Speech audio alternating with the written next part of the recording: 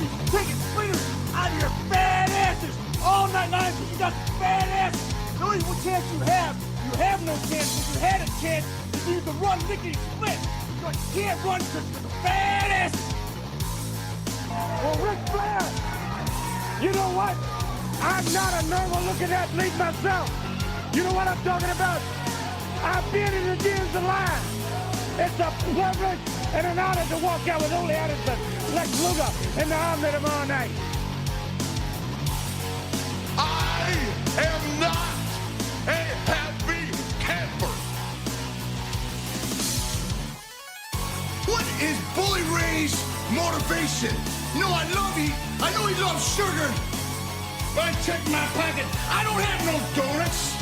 I don't have no cheeseburger. I know you love sugar, but I ain't got none. To be the man, you gotta beat the man. And I'm saying, woo, right here in Nashville, Tennessee, pal. I'm the man. Booking a match for the total package like Luger and Super Brawl. Super Saturday? What is it? I don't even know what it's called. What is it called? Super Bowl Saturday. Super Brawl Saturday? You don't lose faith in winners. And Ric Flair, day in and day out, every day of his life, just keeps winning and winning and winning. Ric Flair! New York City, Ric Flair! You're gonna find out what hard is all about! I do exactly what I want to do. You say I'm insane. I say thank you very much.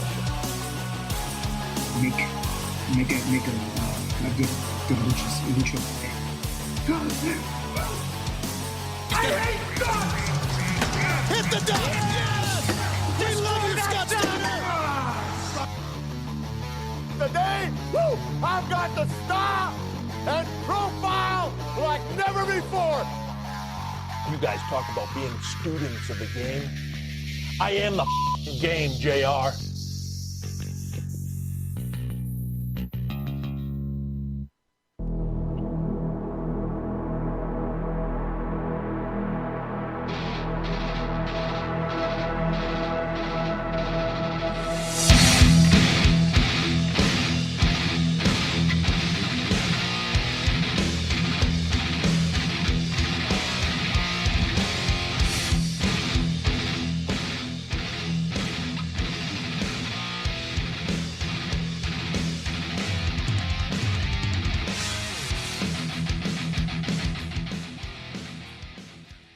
I don't know why, but I hear that song and I just go, would you like to make King Fuck Berserker? Yeah. I don't know why. It's got a little berserker in the background to me. I don't know why. It's just what I wanted to sing while the song was going on. I will stop the song in the background. What is going on, everybody?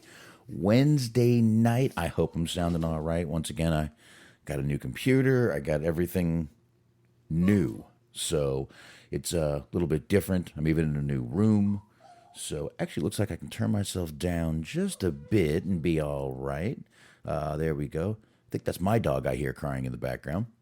Yep, mine is docilely laying on the bed. Yeah, mine wants to get out. Hopefully my wife will hear it. Otherwise, I'll get up in a minute and let him outside. But what's going on, everybody? I am Boxman.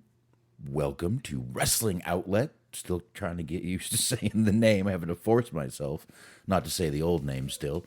But there you go. So what, of course, sitting across from me right over there on the old Skype is the old Smarkety Smark Wahlberg. What is up, man? Yes, sir. All right, so let's not waste any time. Let's not beat around the bush, dilly-dally. Let's get straight to it. Roe versus Wade. What do you think? Just kidding. Anyways, let's keep it moving.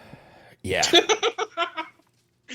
I've had an alarming amount of discussions with people. I don't want to talk to anybody about that ever, and yet I've had 5 different conversations about it today. And I am so glad that I get to do a wrestling show and just talk about fucking stuff that really doesn't matter. And I'm just so thankful for this opportunity to not have to talk about fucking unimportant things. Yeah, no, we don't need to talk about that. We don't need to talk about that. We really don't. I don't want to. I don't think we should. There's no reason. I never want to, but yet, unfortunately, it happens sometimes. No.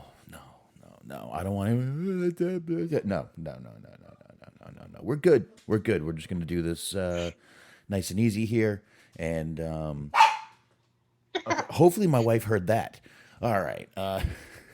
We're going to hopefully get the dog out of the goddamn room. He's like, get me out of here. See, even the dog doesn't want to deal with it. I don't think he likes. God.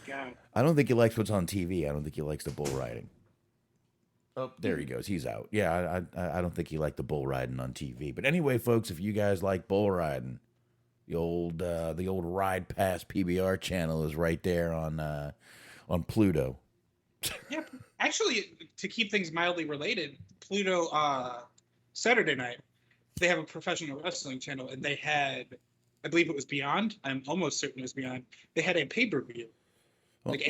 People could watch it, I believe, for free. Whoa. But they had a pay-per-view on the Pro Wrestling channel on Pluto TV. Oh, that's pretty cool. I think Moxley was involved. I think it was Moxley and Tom Lawler. Oh, okay. Nice. Very nice. That's damn good, man. I know they have a couple wrestling channels, and they have an Impact channel, I think. Yeah, well, yeah, I mean, that one, obviously, of course, dedicated to strictly Impact, but they have one that's just pro wrestling, and then it's like they show Beyond, they show various women wrestling, female wrestling companies, and little specials, documentaries, and things of that nature. So far, all I found is the Ride Pass. I stopped there. I kind of just was like, oh, this is fucking awesome. I'm stopping right here. I got it. Well, they have bull riding and they have a poker channel, so I figured that would have kept you occupied for quite a while just on that merit alone. Well, the poker channel on Zumo is keeping me occupied because they have On Demand. And they have season 9 through 16 on there. And by the way, I never bothered to check out. I was kind of putting over Mike Sexton last week. Died in September 2020 of prostate cancer. Did not know that. I hadn't kept up with poker. And the other day I decided to look him up, and I'm like, what the fuck? What the hell? Yeah, 2020. Passed away of prostate cancer. So trust me, he is still he most definitely is still the Jim Ross of poker. Just weird. I didn't expect it. It was unexpected, Smark, you know? Right. So if you're listening, you are somewhere around your 40s, go ahead and get that finger developed. Ah, there you go. Yeah. Anyway. Great way to make new friends. Yeah, true. Well, I guess with all that depressing stuff, we could have just talked abortion.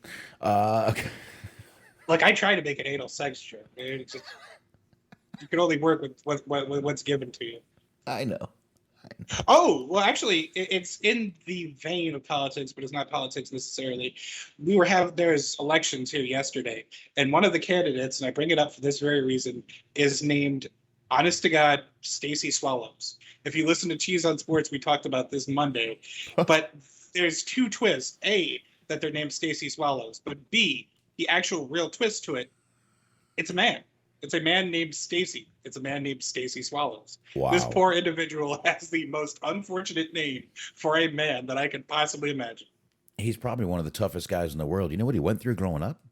He looks a bit like Kojak, the bald guy. I would imagine he would have to have that fucking name. That makes sense. That makes a lot of sense. All right.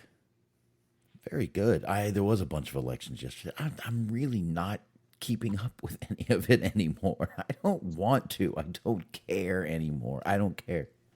No, me neither. But just I don't care what you're doing with your life. Yeah. If your name is Stacey Swallows, I have an interest in what it is that you're doing. It's like, all right, you've got my attention. I mean, it sounds like a porn star name to me. But anyway, that's neither here nor there, I guess. All right. So I guess we can just get in the plugs. And then, obviously, a bunch to talk about in the old NXT world. We've got releases to get into. Freddie Prinze Jr. wants to start a company, and a ton more things to get into. And, of course, we had AEW Dynamite tonight, so we will get into that also. But if anybody hears anything going on, if I'm booming out my mic too loud, if I'm too low, which I shouldn't be too low, I might be too loud, anything. But just let us know. Let us know, and I can do some adjusting. But again, I'm on a brand new computer in a new room. everything just feels new. It's weird. It's kind of weird. So anyway, let's go ahead and we'll get these plugs done right here, which means you guys should be checking out the high marks. That's right. It's Cheeseman. It's Mojo. It's G-Wiz. It's Sunday nights, 8:30 p.m. Eastern Time, and you should definitely be listening on Mixler.com/Metal Mid Podcast Network, or check them out on YouTube. There you go. Bobby Anthem, Bobby Blades. They are the Inhumans. They are on the Inhuman Experience. And you can find them on all the usual podcast platforms, as well as the Everything Unscripted Wrestling podcast. They are the EUP network over there on Blog Talk Radio. And they can be found, like I said, on all the usual podcast platforms. And of course, we got Stephen Milan. He's over there reviewing films on the Letterboxd, boxd.com/Stephen Milan, 2 L's in Milan. And of course, do not forget about Hollywood Hangout Saturday night. Be back here at 9:30 p.m. Eastern Time this weekend, this Saturday. Couldn't do the show this Saturday because I couldn't get the fucking computer working, but I got it now, obviously. And I will be focusing on Keith David, the fucking workhorse of Hollywood. There you go. Smart. Yes, sir. Mondays, 8:30 p.m. on the Metal Podcast Network, live and wherever you get your podcast archives. Be sure to check out a little show we call Cheese on Sports. Got the Cheeseman, G-Wiz, Luke Birch, Matt, and myself. This week, I don't normally promote episodes, but it was so good. You got to check this one out. It was an all-timer. We were joined by Yuck Nasty. We recapped the draft. So if you are particularly interested in Green Bay Packers football, you can listen to 2 Green Bay Packers fans have the time of their life while everybody else despises them. So we have that going on, and we spent about 20 minutes discussing the merits of what would happen if your dick fell off and you got it grafted to your hand, which is what happened to a man from England. So we did a deep dive on that, and we also predicted the NHL playoffs, NBA playoffs, and more. So go ahead and check it out. And be sure to check out Mojo and Dirk's Most Dastardly Show, wherever you get your podcast. And last but not least, speaking of Yuck Nasty, be sure to check out Planet Raccoon Tour. Yeah. This is Planet Raccoon Tour podcast with Bobby Anthony, Yuck Nasty, and Papa Dave Sincere. Be sure to check out all 16 episodes of season 1 and season 2, 8 episodes. Be sure to subscribe so you never miss a new edition, a new installment. It is at your fingertips. Do it now. Right now. Right now, while you listen to this show, do it. Do it now. Right now. All right, there we go. All right. So plugs are done. And I mean, look, folks, I mean, you just heard what you're missing. You're missing what if your dick fell off, sports, dick's in your hand. I don't even know where to go from there at this point. Well, it was a rather misfortunate story because the man, I guess it turned black when it was attached to his body regularly, and then one day it fell off. It got grafted to his hand in order to save it for a future date. But then as it was getting scheduled, as it was about time for the surgery that was going to put it back where it belongs, COVID happened. So this man, for 2 years now, has had to go around with a dick on his forearm. And there's an article and there's photos of it, and it's just, I can only imagine how misfortunate it had to have been for family outings. It's like that guy is not allowed to hug anyone. Oh boy, old Edward Dickhands. Anyway. So somebody who would definitely know what it's like to have a penis attached to their forearm might have been able to draw it at one point.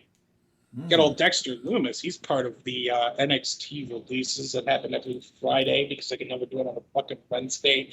Thanks for nothing, fuckwads. Well, they seem to like doing it on Friday. I don't understand why, but they do enjoy doing these releases on Fridays for some reason. It's like, well, we got the week out of you, and I get the fuck out of here. Yes. If you like it the weekend so much, we've decided to extend it for the foreseeable future. You're fired. Surprise, long weekend for you guys. But yeah, that's pretty much what's happening over there. Of course, we had more releases.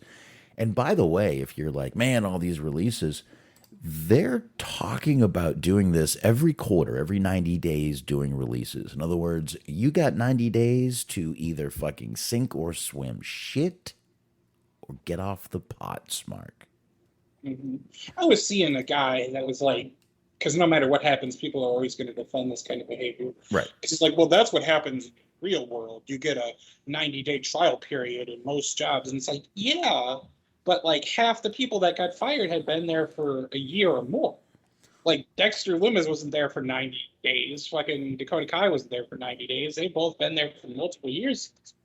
Okay, this isn't fucking McDonald's where you're on a probation period. That's what I meant to say, probation period. Yeah, I'm sorry. It's not. This is not fucking McDonald's where you're on we're going to hire you on a 90-day probation period. You know what? If you're going to tell people, look, we're going to give you 90 days, we're going to see what you got. If you don't got it, you might be released. Tell people that up front. You know, don't make people go to the fucking dirt sheets to find that shit out. But I don't know. I mean, I get it. It's a business. I know it is. It's a publicly traded business at that. This, or at least WWE and NXT is. So I get it. I know. The releases always suck.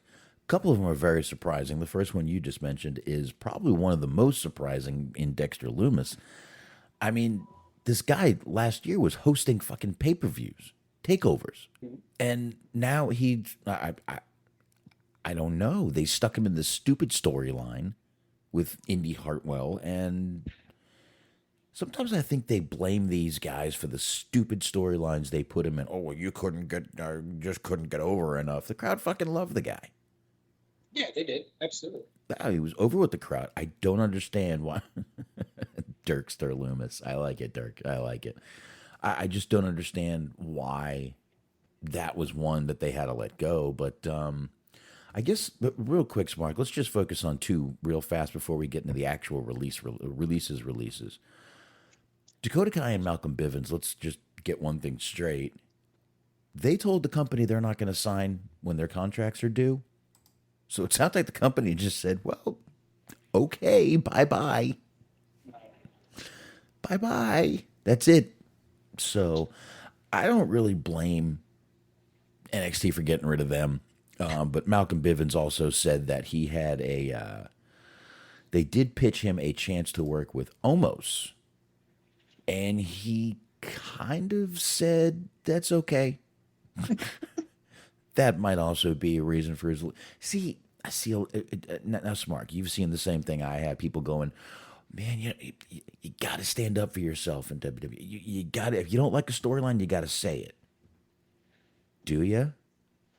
Do you? I mean, I think he's smart, I guess, in a sense, because I feel like that has a very, like, it would have been great for him for about 3 months, maybe 6 months, whatever.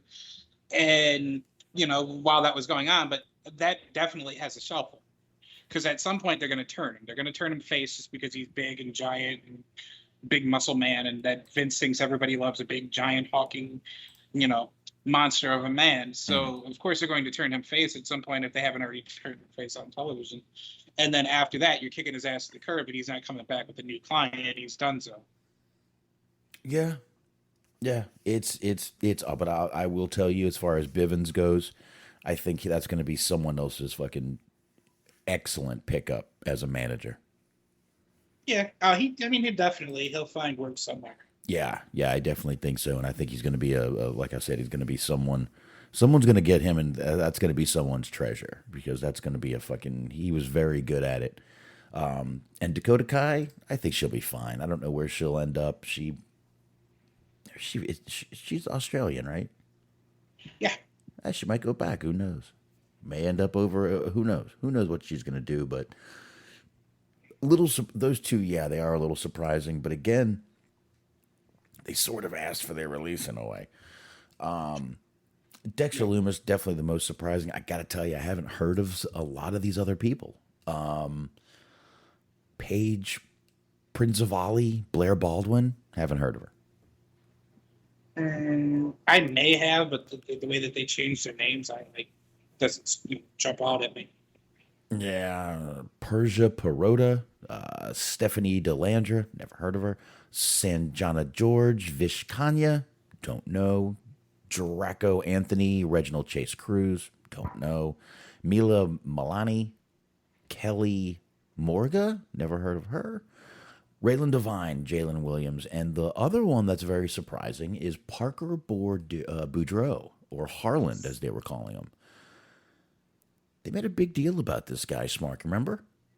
Yeah, I mean, we were talking about this in Messenger, and I guess to let everybody else in on this, because I can't see the messages, I said, wow, he must really fucking suck, because it seemed like they put a lot of stock in him, like, early on, because we were reading articles about it before he even debuted on NXT, that, like, people were thinking him as being, like, the second coming of Brock Lesnar. Oh, of yeah. being this big guy with an amateur wrestling background, and it seemed like they were going to push him to the moon, and I guess maybe they saw him as a redundancy now that they have Gable Stevenson on their roster, but who knows? I guess, like I said, I don't watch NXT 2.0 full transparency at this point, but I guess he must have been really bad.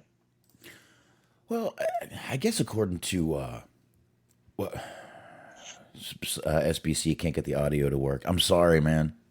Is it should be working. Here, I can real quick double check. Here, let me double check. Let me unmute. Yep, hearing my voice. And SBC can't get the audio to work. I'm sorry, man. I can literally hear myself in the background here. See, working. Here, I can real quick double check. That's working. Okay, that's working on mine. Yeah, I mean, he can't hear it, so it doesn't really matter. But I had problems earlier trying to get the chat to work. So yeah, well, they just heard that in the background, but yeah, according to old Meltzer, I guess he just wasn't progressing as well as they thought he should. But I mean, once again, can you put the blame on him, or can you say they threw him out there too fucking fast? You know what I mean? Because they really did throw him out there like, oh, look, do me a favor, shave your head and put on this jacket. Come on there, Gomer. Do it. Now get the fuck out there and show us what you got. And, like, really, if you believe that strongly in the guy when you first signed him, what's the rush? Like, it's only been a couple months. I don't think it's even been a full year. It might be a year tops, but, like, sometimes it takes time. Like, how long did it take fucking Mark Henry before he became decent? Yeah, but exactly. It just seems like they don't want to spend the time with anybody. You either got it or you don't. And that's it. I mean, listen, 90 days. You have 3 months. Either fucking show us you can fucking do this or get the fuck out.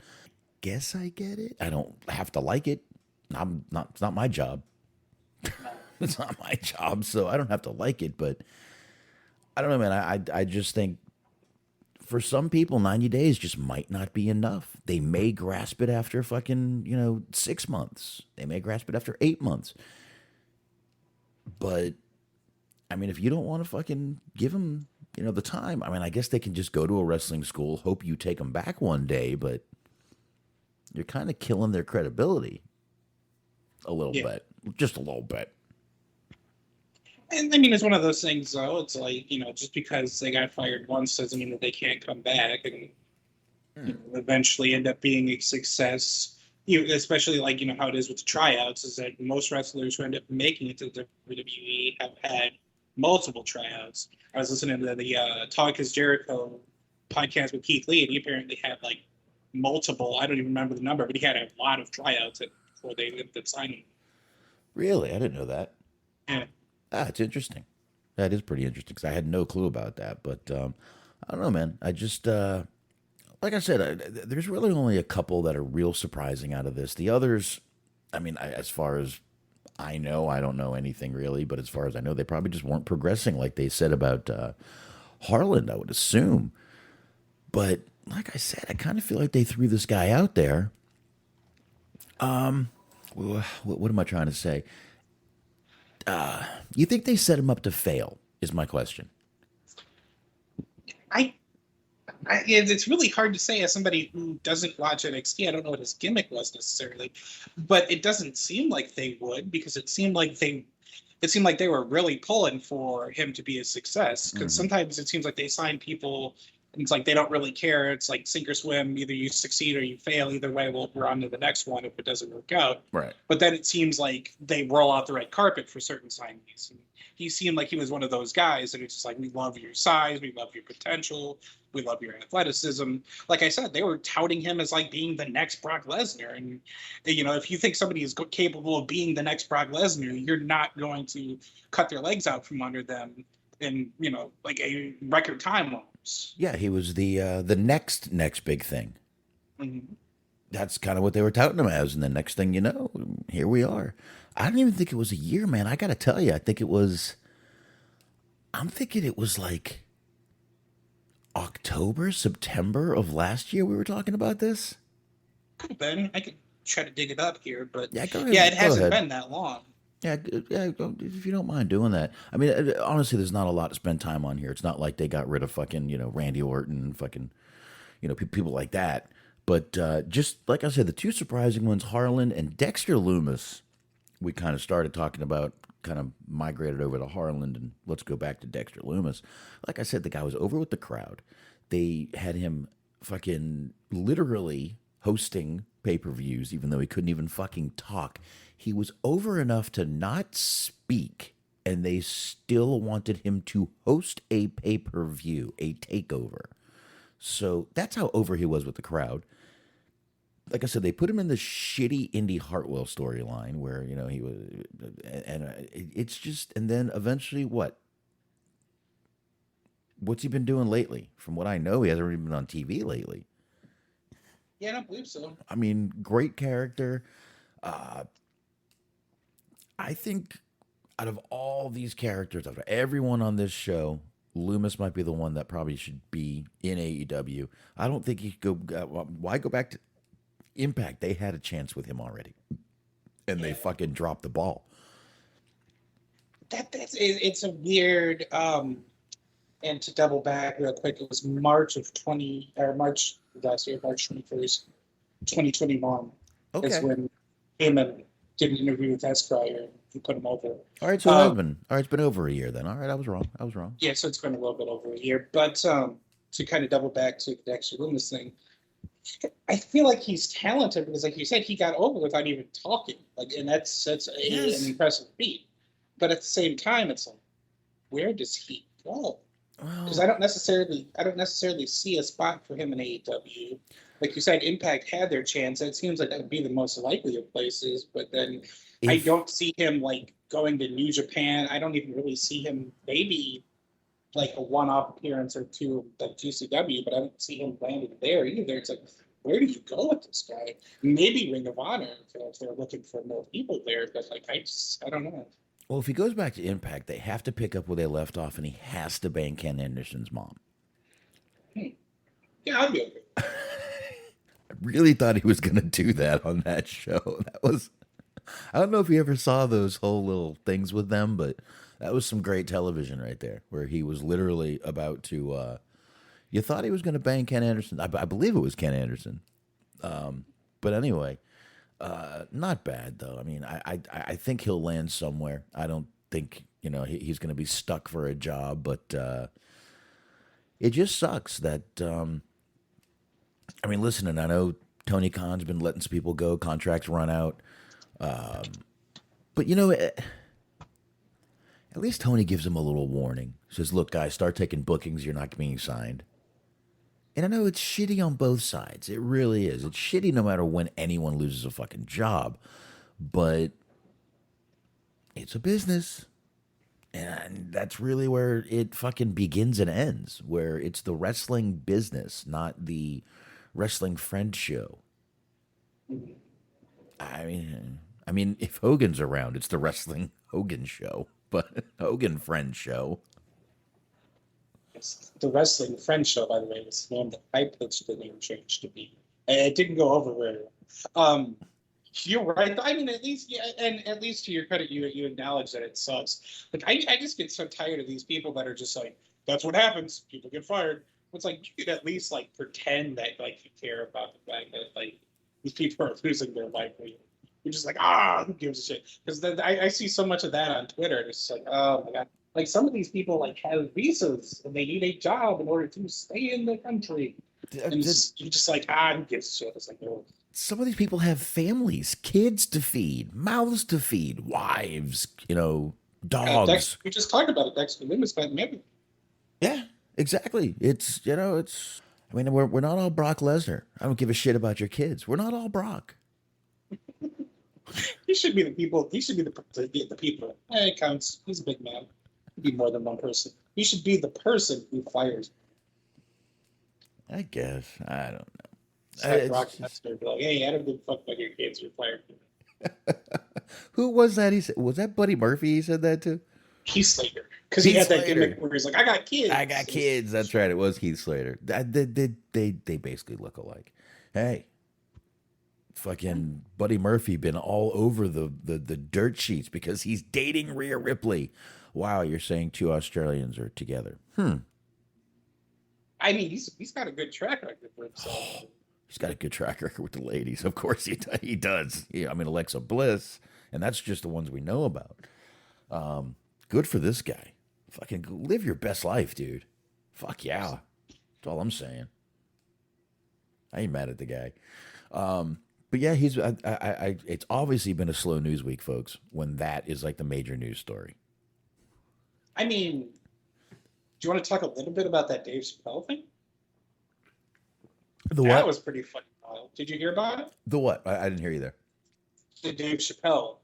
Oh, yeah, I saw him get attacked on stage. A guy ran on stage and tried to tackle him, and it didn't work out well for him by any stretch of the imagination. Did you see the pictures of the guy on the fucking stretcher? I saw a video of him being loaded in the stretcher with his arm behind him. Yeah, he didn't look so good.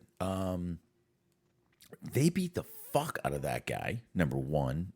Number two, Dave Chappelle isn't exactly a fucking miniature man. And I love that Chris Rock came out afterwards and said, was that Will Smith?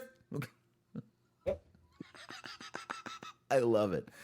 And I also heard what Jamie Foxx said at the end when they brought out Jamie Foxx. I guess Jamie Foxx jumped in also. And he came out at the end. Dave Chappelle thanked the, obviously, security and Jamie Foxx. And Jamie Foxx was like, this guy is brilliant. We got to treasure him. We got to keep him around for a long time. And I'm like, absolutely we do. But, I don't know. I mean, do we just go, now people think it's okay to attack people on stage? It's been a real wild month for it because I know you don't necessarily follow sports, but there have been multiple instances in the NBA the last month or so of one lady glued herself to the court. She had to be removed. Wait, she what? She glued, G-L-U-E-D, glued herself to the court. Like she tried to put glue down and then put her hands down so that she could be attached to the court. Okay. I mean, I got you. I just wanted to make sure I heard you right. Okay.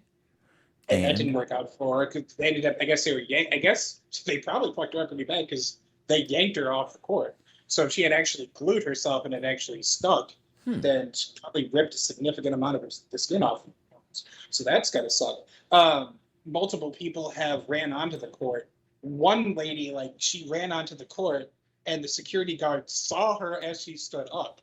It just the most amazing reflexes ever. She just speared her to the fucking ground and just laid on top of her while the rest of the security swarmed. Yeah, there's some crazy shit going on, dude. Yeah, there's been multiple people fucking running out onto the court and multiple people attacking comedians. Man. It's been wild. Look what fucking Will Smith opened up. Look at the fucking can of worms. Look at this shit. Mm-hmm. God damn it, Will Smith. And I guess the guy had a gun that was supposed to discharge a knife. I don't know how that shit worked. See, I heard fake gun, real knife. Yeah, I guess it all sort of amounts to the same thing, is that there was potentially a knife in there. Yeah, I mean, listen, I've said before, knives are no joke. I know people are like, I'll slap that out of a guy's hand. No, you won't, number one. Number two, it never runs out of ammo. You don't need training to use it. Never sticks nor jams. Knives aren't exactly a non-lethal weapon. Let me put it that way. They're definitely up there, and I mean, just the fact that first of all, he got into a comedy show with a knife. Yeah, because like at a Dave Chappelle show, you like don't even get to use your cell phones. How the fuck he managed to get a knife is like that's next week. And I mean, I'm not saying because of who was there that they have fucking, metal detectors. I'm saying any fucking arena you go to has metal detectors nowadays. And I can't believe they didn't, number one, catch a knife on the guy.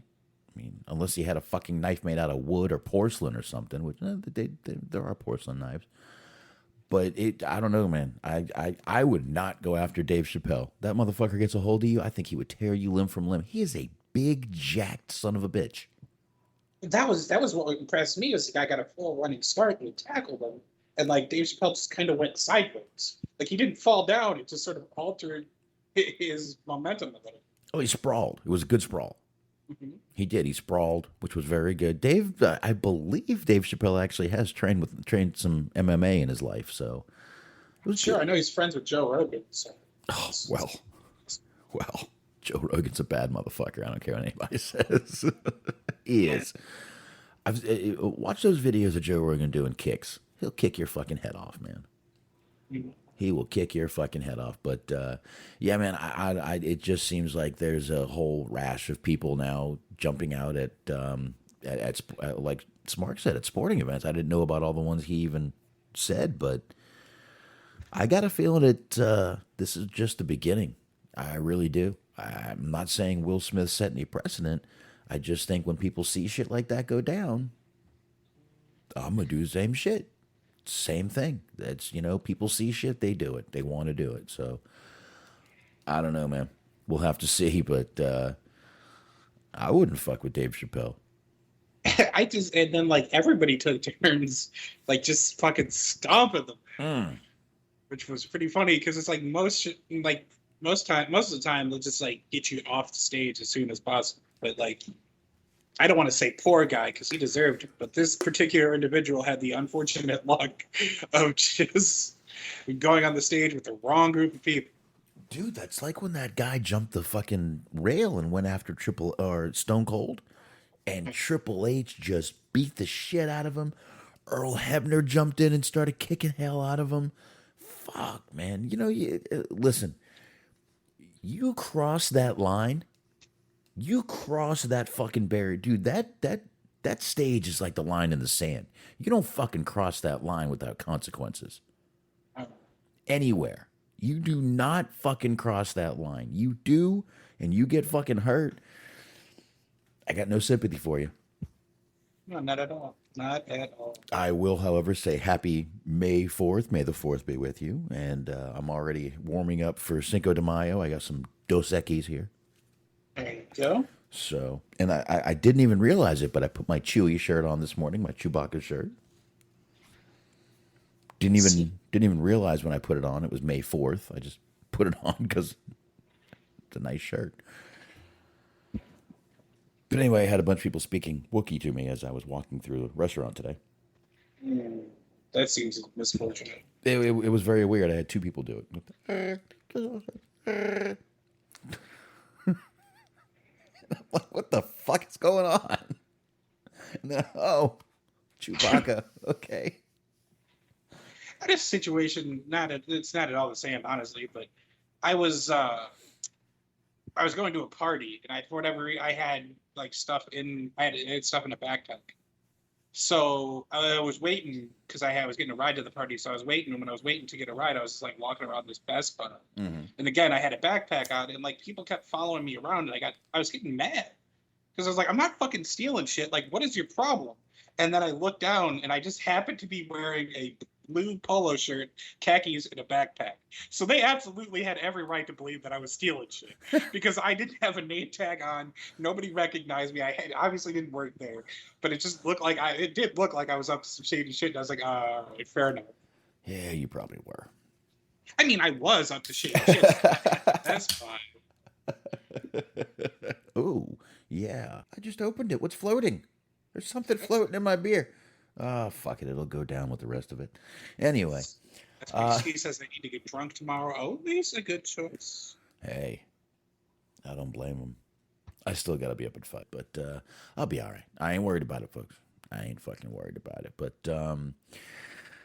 I guess we're good on the releases. Like I said, there was only a couple to focus on. The first two, they were really just kind of, they asked for their, not asked for their release, but said they weren't going to re-sign. Good riddance to you. I hate to say, but when someone knows they're not going to stay where they are, they're already checked out. Check them the fuck out. Well, that's the funny part is apparently, I guess, Roderick Strong asked for his release, and they said, nope. They said, your ass is stuck. Dude, no, because he'll complete the circle. You know what I mean? He'll complete the circle if he goes over to AEW.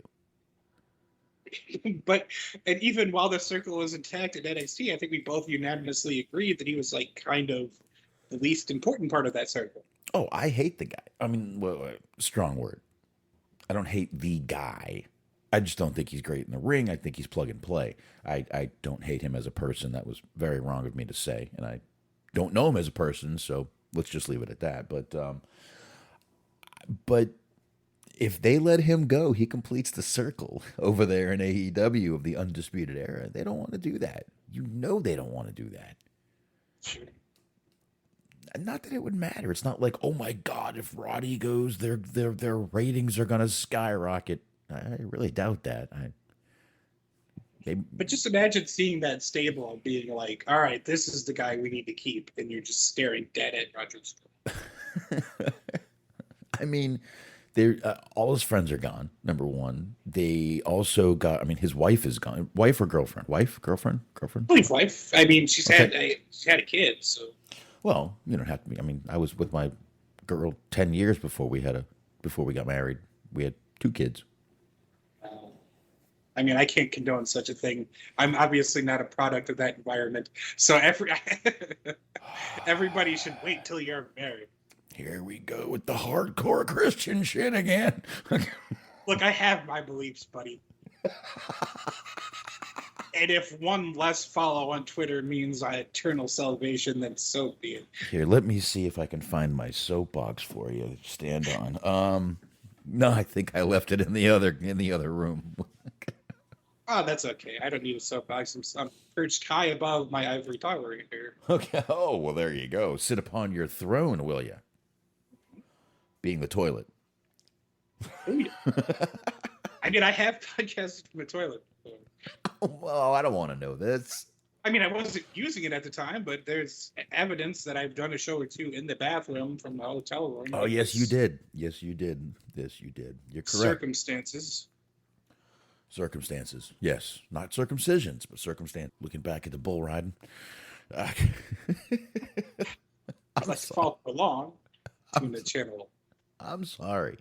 Listen, when I was doing I've talked about the horse shows, riding, doing all over the place. A lot of times we shared the arena. The horse show would be during the day, and at nighttime it would turn into a rodeo. We shared the arena with a lot of these guys. So, I mean, I always was around rodeo as a little kid. And it's another thing that just kind of stuck with me. Listen, wrestling stuck with me. I was around it when I was a kid. This stuck with me too, rodeo, because I was just around it when I was a kid. I would watch those guys get off those bulls and, limp out of the fucking, arena, and I would just be amazed by it.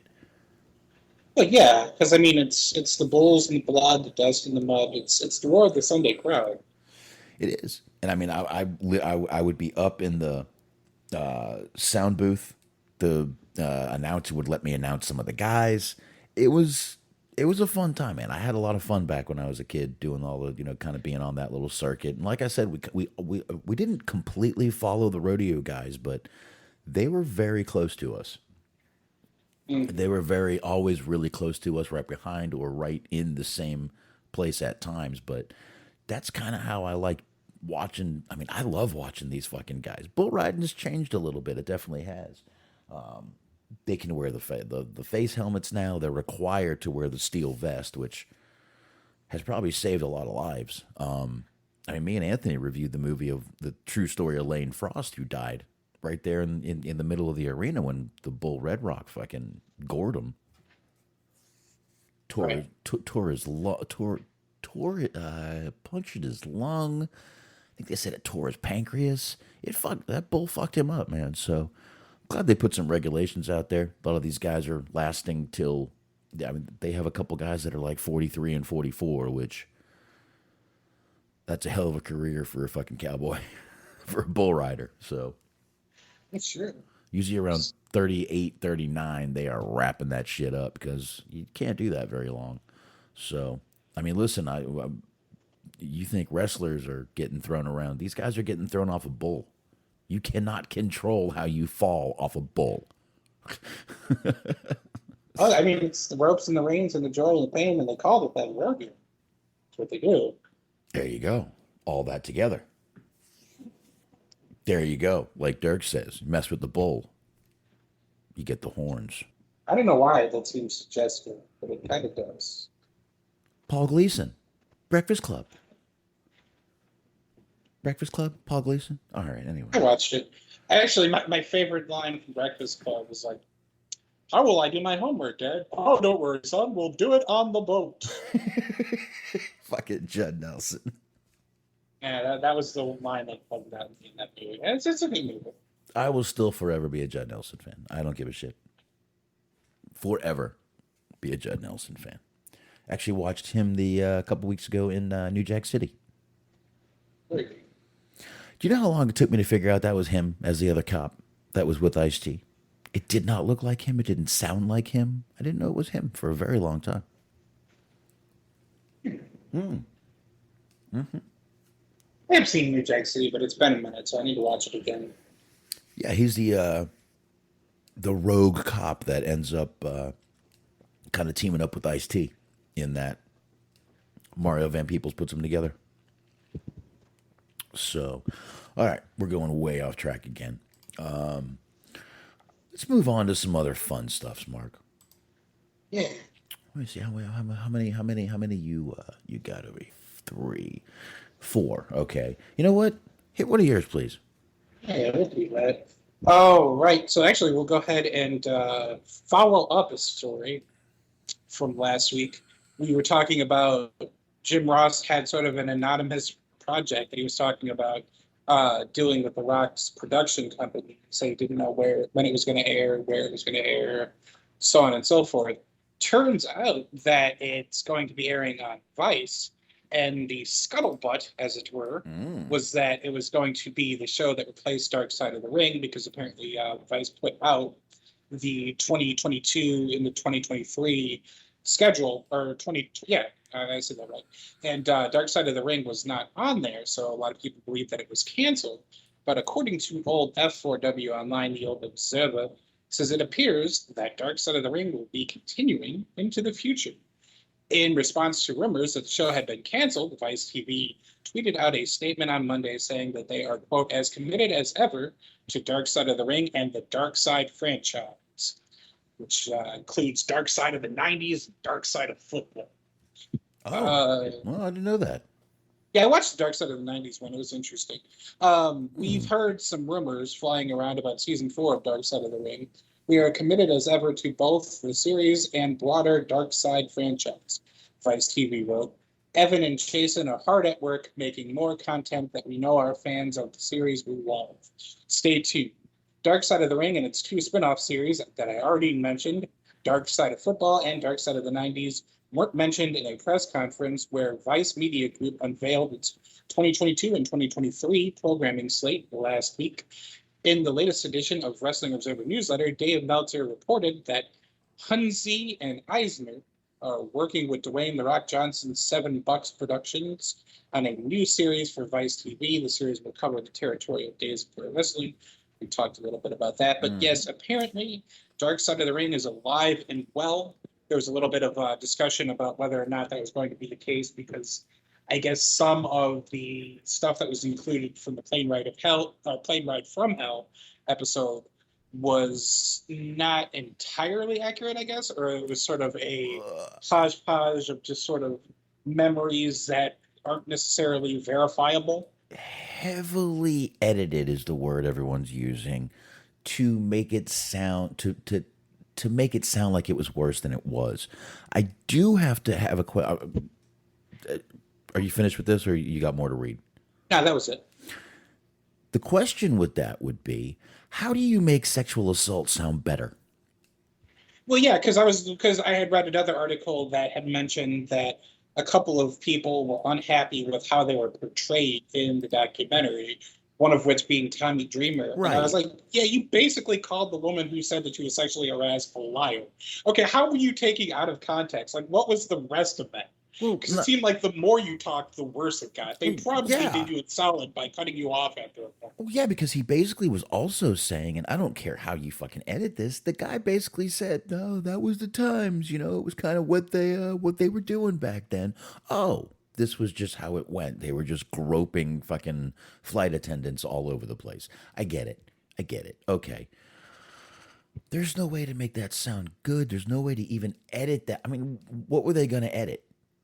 What did you tell us what you really said? Yeah. Go ahead. Get it out there. Fucking tell us what you really said. What did you say? Oh, that's kind of how it was back then, but of course now that shit won't fly. Well, even then, you're still defending it. Won't fly. I mean, it's like, no matter what he said, that hole was going to get dug. And, well, yeah. I mean, and to be honest with you, I think we even said this when we were kind of talking about it. What Tommy Dreamer said was really probably the lightest of all the bullshit that happened anyway on that fucking episode. And that's where kind of people were saying, well, why would anyone even want to be on that thing anymore? Why would anyone even want to be involved in it? First of all, money talks. Money talks. Vice does have money, and I'm sure they're going to pay some of these guys to be on the show, number one. And number two, people love fucking train wrecks. I'm sorry. All you guys like, I'm not going to fucking watch it. Bullshit. We watch fucking train wrecks. We all love to see disasters. Most people watch NASCAR for the fucking crashes. We always stop to see a wreck. This show is a fucking train wreck, and people love it. Sure. Absolutely. Yeah, people love watching fucking train wrecks. I'm the same as everyone else. We all slow down to see the accident on the other side of the fucking road. Almost cause another accident on our side of the road. Like SBC saying he wouldn't be saying that if it was his wife that was at fault. It's ended up in flight, absolutely. Oh, he wouldn't be. No, you're right. Although he did honestly make it seem like it was some sort of an honor to have Ric Flair whip his dick out at you because he put over how big it was. Well, I mean, and again, how are you going to spin that to where, well, this is what I really said. I said it's big and delicious. Oh, did you, Tommy? Okay, well, that makes it better. Okay. Honestly, the most interesting one in that documentary to me was like Rob Van Dam, because he was just so like, he had lived through everything and he had seen it all. And he wasn't bragging about it, but he was just like, yeah, that's what happened. People got roofied. Well, I mean, it's Rob Van Dam. He's just like, yeah, man. I mean, what the fuck was I gonna do? Pretty much. I mean, it's RVD. What do you expect? What? I mean, that was the most composed and well-spoken he had come across as like ever in his life. But at the same time, it was just like, yeah, it happened, and there was pretty much nothing I could do about it. Yeah, but I mean, listen, I see, like I said, I saw a lot of people. Oh, I wouldn't watch this garbage if they had another one. Oh yeah, I bet you will. You know why? Because you want to trash it. You want to talk about it. So you'll watch it. Everyone's just looking to fucking watch it. But I don't know. I got to be honest. I'm not sure where they can. What else can they do on Dark Side? There's stuff. I'm trying to remember because like they had, I believe, 3 seasons now, so there is a lot of stuff that has happened that they have covered already. Do you think they would do? I mean, I'm sitting here thinking of what they could do. You think they would do like just one on Perry Saturn? Would be a fucking good episode. Sure. Just one on Perry Saturn's life alone could be a fucking episode. Man, who else could you fucking throw in there that they haven't done? You got to remember, this is season 4. They do what, 10 in a thing?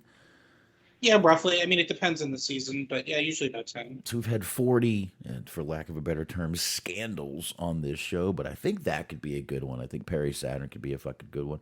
Ryback. Art Bar is a good one. I mean, it's gotten to the point now where there's been enough releases. Unfortunately, the person I'd like to hear it from the most has passed away, but that incident where they were stranded in Saudi Arabia on that plane fall. Yeah, but see, that turned out to be kind of not even a big deal, so I don't think that's going to be anything. But basically, it just turned out they were stuck on the fucking tarmac. Life sucks. Fucking get along with it. But man, they've done 40 fucking episodes on scandals. What they really can't get much deeper. And Ryback, by the way.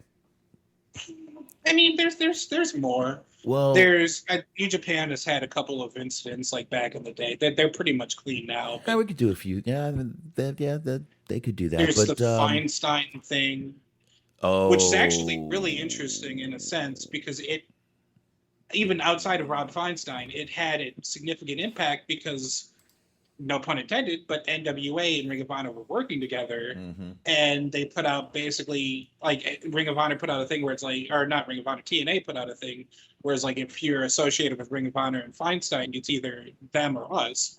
Like, we're not going to keep having you there if you're going to keep working for Ring of Honor, and what happened. And then you started seeing people, like Punk stopped working there. I think AJ went to TNA.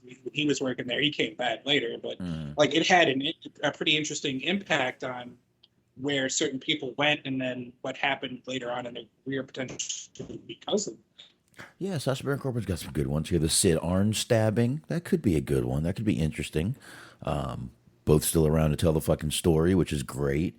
But as far as Ryback, I don't want that guy to get one moment of pleasure, of television time. I don't want him to get a moment. That motherfucker is so bitter at Vince McMahon, he went after his dead mother and called her a whore?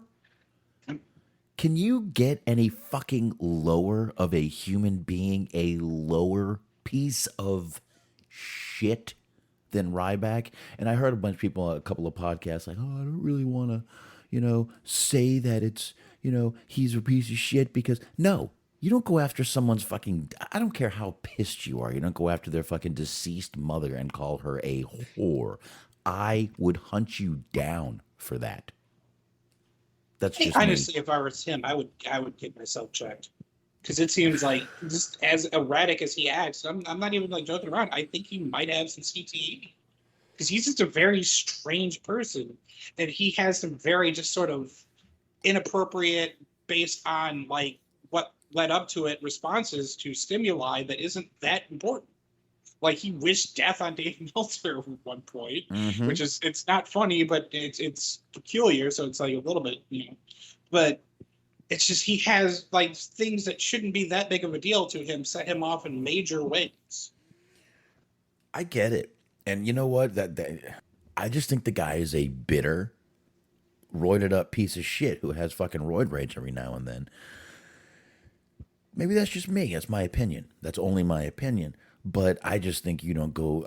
That tweet was fucking the lowest form of human filth I've seen. I'm sorry. Look, Vince might be a fucking piece of shit. He might be a scumbag. That's great. Go after Vince. Dig at Vince. There's no reason to go after anybody else in his family. None. Especially his dead mother. Sure. Especially his dead fucking mother. And maybe you're right. Maybe he does need to get checked out for something, CTE, but you really can't do much about CTE until they can get into your brain. And I mean, that brings us to Daphne with what happened with her. I mean, that's why she did what she did, to give them her brain. So I don't want to get into all that. That could be another one, honestly. Yeah. It's kind of a little bit exploitive to say it like that, but she had a very interesting career, and it was kind of interesting that it didn't go farther than it could have. Ooh, SBC saying the whole speaking out movement.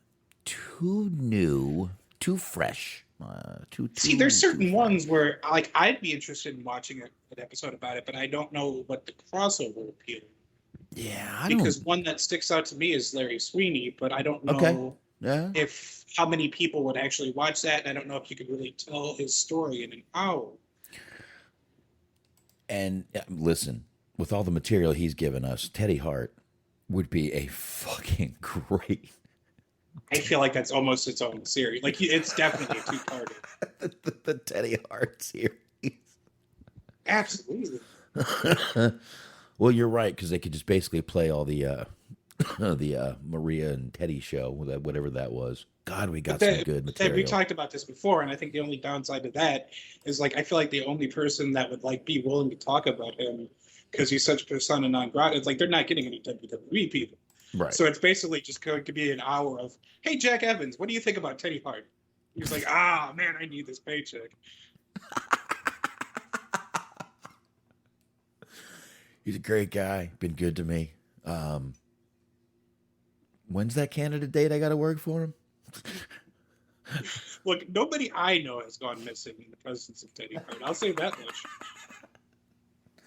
Me neither. But anyway, I guess we move on. But yeah. Actually, Sacha Baron Corbin's got a few good ones here. That could definitely be thrown out there. So, all right. I mean, I guess they do have a few things that would be left. But as far as, like I said, Ryback should be thrown. I'm sorry. That guy shouldn't be fucking even allowed to use social media. He should just be banned from society. My opinion. I'm sorry. You don't go after someone's fucking mother. I love my mother. I'll kill anyone who fucking messes with her. Anyway. If there's enough on, like Jeff Jarrett. One on Jeff Jarrett. That'd be a cool. I don't think anything necessarily bad has happened, but it's interesting. I mean, it'd be a 20-minute episode. I mean, he came in, he wore really bad clothes once, and he sold gold bars to people. That's got to be worth like 15 minutes of material on its own. Well, there's that. Yeah, did sell gold bars, but I mean, everyone does that now. Gold bars and dick pills are just the in thing to do. Smark. I don't know if you know that. I mean, one really, really dark one, if you want to go ultra dark, fucking Buck Zumhoff. Because that is just disturbing. I think that's a can of worms they might not want to open. Because you could say, you could pound your fist on the table and say, I knew it. But again, to like kind of mention them once again, we mentioned them last week.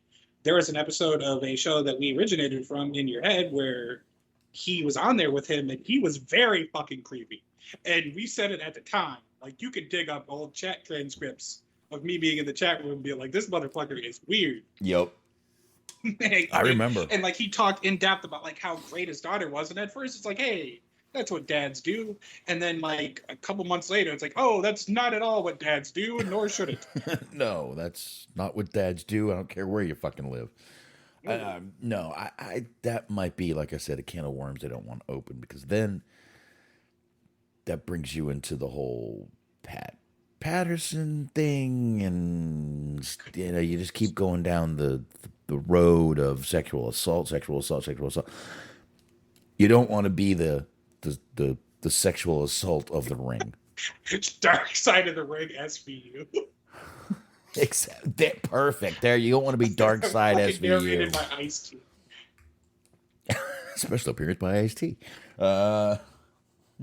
Yo, that wrestling shit, I love it. Fuck off, motherfucker. All right. I love Ice-T, by the way. I do. I've seen tons of movies he's in. What was I watching last weekend? I watched, what's that name? Surviving the Game. You ever seen that? I have not. He's literally, did you ever see Hard Target with Jean-Claude Van Damme? Again? No? Okay. Here's kind of the plot of both stories.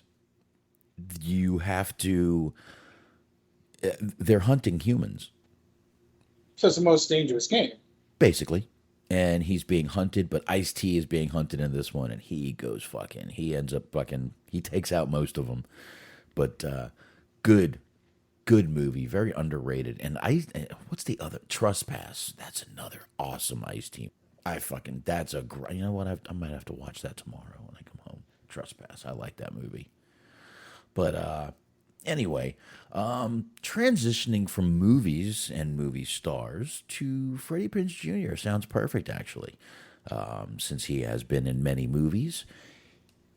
Freddie Prinze Jr., obviously, we've talked about him many times, got the old podcast Wrestling with Freddie, and has talked about opening a promotion, and actually says that he has plans to open a promotion. He says he has financing to do a 3-year run, plans to open in 18 months. He wants to find a location in Los Angeles, not only call it its full-time home, but he wants to own the studio and produce a 2-hour show for a weekly show. He hasn't hired any wrestlers yet, but he wants to serve as a writer and oversee the project, hire a booker, and that's one thing he would do. He also wants, and this is where I think he would be I don't think this would work. He wants to have the storylines very reality-based, which is fine. Equal time allotted to male and female. Perfect. And to allow his talent to become members of SAG, Screen Actors Guild. This would mean you are unionized. This is not good. I'm telling y'all, you get a union job, a Screen Actors Guild job, you're going to be looking for a lot more money because you're SAG. Mm-hmm. I don't think that's going to be the right way to do it. I think that one is going to be off the fucking table. But listen, if this is something he wants to do, that's fine. So many other smaller promotions out there right now, but that are kind of struggling to just keep up. But I don't know, man. If he's got a thought in mind, and this doesn't sound bad. I mean, he said he's got enough financing right now, though, to do a 3-year run. Do you want to dump all your money into this? I don't know. I could think of a lot better things to do with your money than start a wrestling company. That's all I'm saying. No. I mean, if you think about it, all the billionaires that have decided to start wrestling companies, it's worked out great for them. Yeah. Coming up on the 15-year anniversary of WrestleLicious at this point, still running, still strong. There you go. Yeah, that guy really, hey, he was great. He was great. That poor man. So, but I don't know, man. I mean, look, he was a writer for WWE, so he knows how it works backstage. He knows that kind of the rat race that goes on backstage. So, I mean, he knows the business, and I guess he could do something, but I don't know, man. Yeah, he still had, to get TV,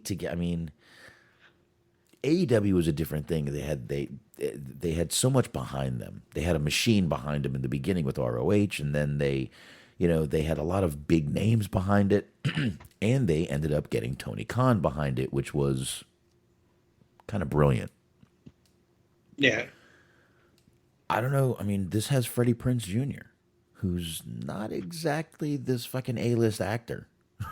Listen, I like the Scooby-Doo as much as the next guy. But, he's just Freddie. 1, 2, Freddie's coming for you. He's not even Scooby or Shaggy. He's Freddie. Freddie was the one that was pulling. Velma, Daphne, same time. Yeah, but Shaggy stayed fucked up at least. Oh, yeah. Well, of course. I guess to talk a little bit about that, I don't know. I feel like making things more reality-based is probably the wrong way to go. Because, I think that the problem with that is when you straight up go out there and say that when you try to make it as realistic as possible and people know that it's not entirely realistic, then that's a pushback. You can't make the Blair Witch again. You know what I mean? It's out. The horses escaped the barn at this point. So I would more than anything, when we were talking about, because I had come across the article too, they were talking about Freddie Prinze Jr. starting his own promotion. I was kind of hoping that it would be something more akin to another Lucha Underground, where you just sort of embrace some of the campier elements of it while, still telling cool stories or whatever. But, you have fucking, it's a TV show that uses wrestling, not so much a wrestling TV show. Mm-hmm. But unfortunately, I guess that's not going to be the case. With the whole SAG card thing, A, I think that's his problem if he actually does make it a thing. So, I mean, I'm not terribly worried about that. But B, another thing is this, like, you know how it is. Anytime somebody talks about starting their own promotion, they say things that they don't always live up to. Because, I mean, I remember one of the initial promises about AEW was that there was going to be health insurance. And there is not health insurance, as far as I'm aware, for at least everybody on the roster. Maybe some people, but it's not a universal thing, I don't believe. No, it's not as easy. Listen, it's great to say, but it's not as easy to do as you think. Mm-hmm. And I don't know. Will SAG want to take wrestlers under their wing? And dude, that's setting precedent. And I'm going to tell you right now, if you get one or two wrestlers with a SAG, card or whatever under SAG, everybody's going to want it. This is a can of worms, and I got a feeling that's going to be one he's going to have to back off of. But listen, I guess we'll see what happens. He's looking to do something within 18 months. So let's see what happens with it, I guess. Yeah. Spark, let one roll. Let's see. Well, speaking of a actor that had gotten into the wrestling realm, let's do the reverse of that. A wrestler who became an actor, who became a politician, who became a head case. This one is about old Jesse the Body Ventura, and he's actually pretty lucid in this, unfortunately, which had I known this beforehand, I might not have picked the article out, but he makes some interesting comparisons that we can touch on. Jesse Ventura reflects on working with Vince McMahon during the national expansion of the World Wrestling Federation. Jesse Ventura was one of the first ever heel commentators in WWE. Prior to that, he was a former tag team champion and one of the most charismatic villains wrestling had to offer. Because of blood clots in his lungs, Jesse had to retire, but in typical Vince McMahon fashion, he was able to find another way for Jesse to be involved in the product and gave a greater platform to the concept of heel broadcaster. Ventura, in a recent interview with Sports Illustrated, reflected on those early days. Quote, Vince deserves a little credit for that, Ventura says. I know some people will be shocked to hear me say that, but he does. When I had a health problem and couldn't wrestle, Vince came up with the idea of putting me on the mic. He wanted to break down another barrier. At the time, Vince was breaking down all the barriers, and there had never been a heel or bad guy, you're exposing the business here, Jesse, on the mic. I was out of commission, but Vince doesn't want you not working, no matter what ails you. So he came up, slave driver. So he came up with the idea and asked if I could do color commentating. And I said, sure. He deserves the credit for thinking it up. And here's interesting comparison number one. And I've always given the man credit. He's the P.T. Barnum of this generation. What a comparison. Talking about the advice that Vince McMahon gave him going into the first night, Ventura says that Vince McMahon wanted someone to present heel psychology from a broadcaster's perspective, allowing for a new kind of excitement for the fans. Quote, the first night I was going to broadcast, Vince pulled me aside, Ventura said. Vince said, Jesse, here's your thought process, and here's the best way for you to operate. Damn it, pal. He said very simply, if you believe it, then it's true. That was carte blanche. The handcuffs were removed completely, and I was being instructed by the boss to go out there and get it done. If I believed it, it was true, which meant I could say whatever I wanted. That's one of the reasons it exploded so big. No one ever heard a heel before on the microphone who'd stand up for bad guys, and no one ever heard the psychology from a bad guy's point of view. Like many, Jesse Ventura believes that Vince McMahon will continue working until his last day on Earth, comparing McMahon to Larry King. Quote, I had the good fortune of working with Larry King, and Vince McMahon is just like Larry King, Ventura says. Vince will work until he dies. So he compared him to the, ultimate carny and a guy who used to shill garlic pills. I guess both are apt comparisons the more you look at it. I'm sort of speechless here. All right, I get the P.T. Barnum thing.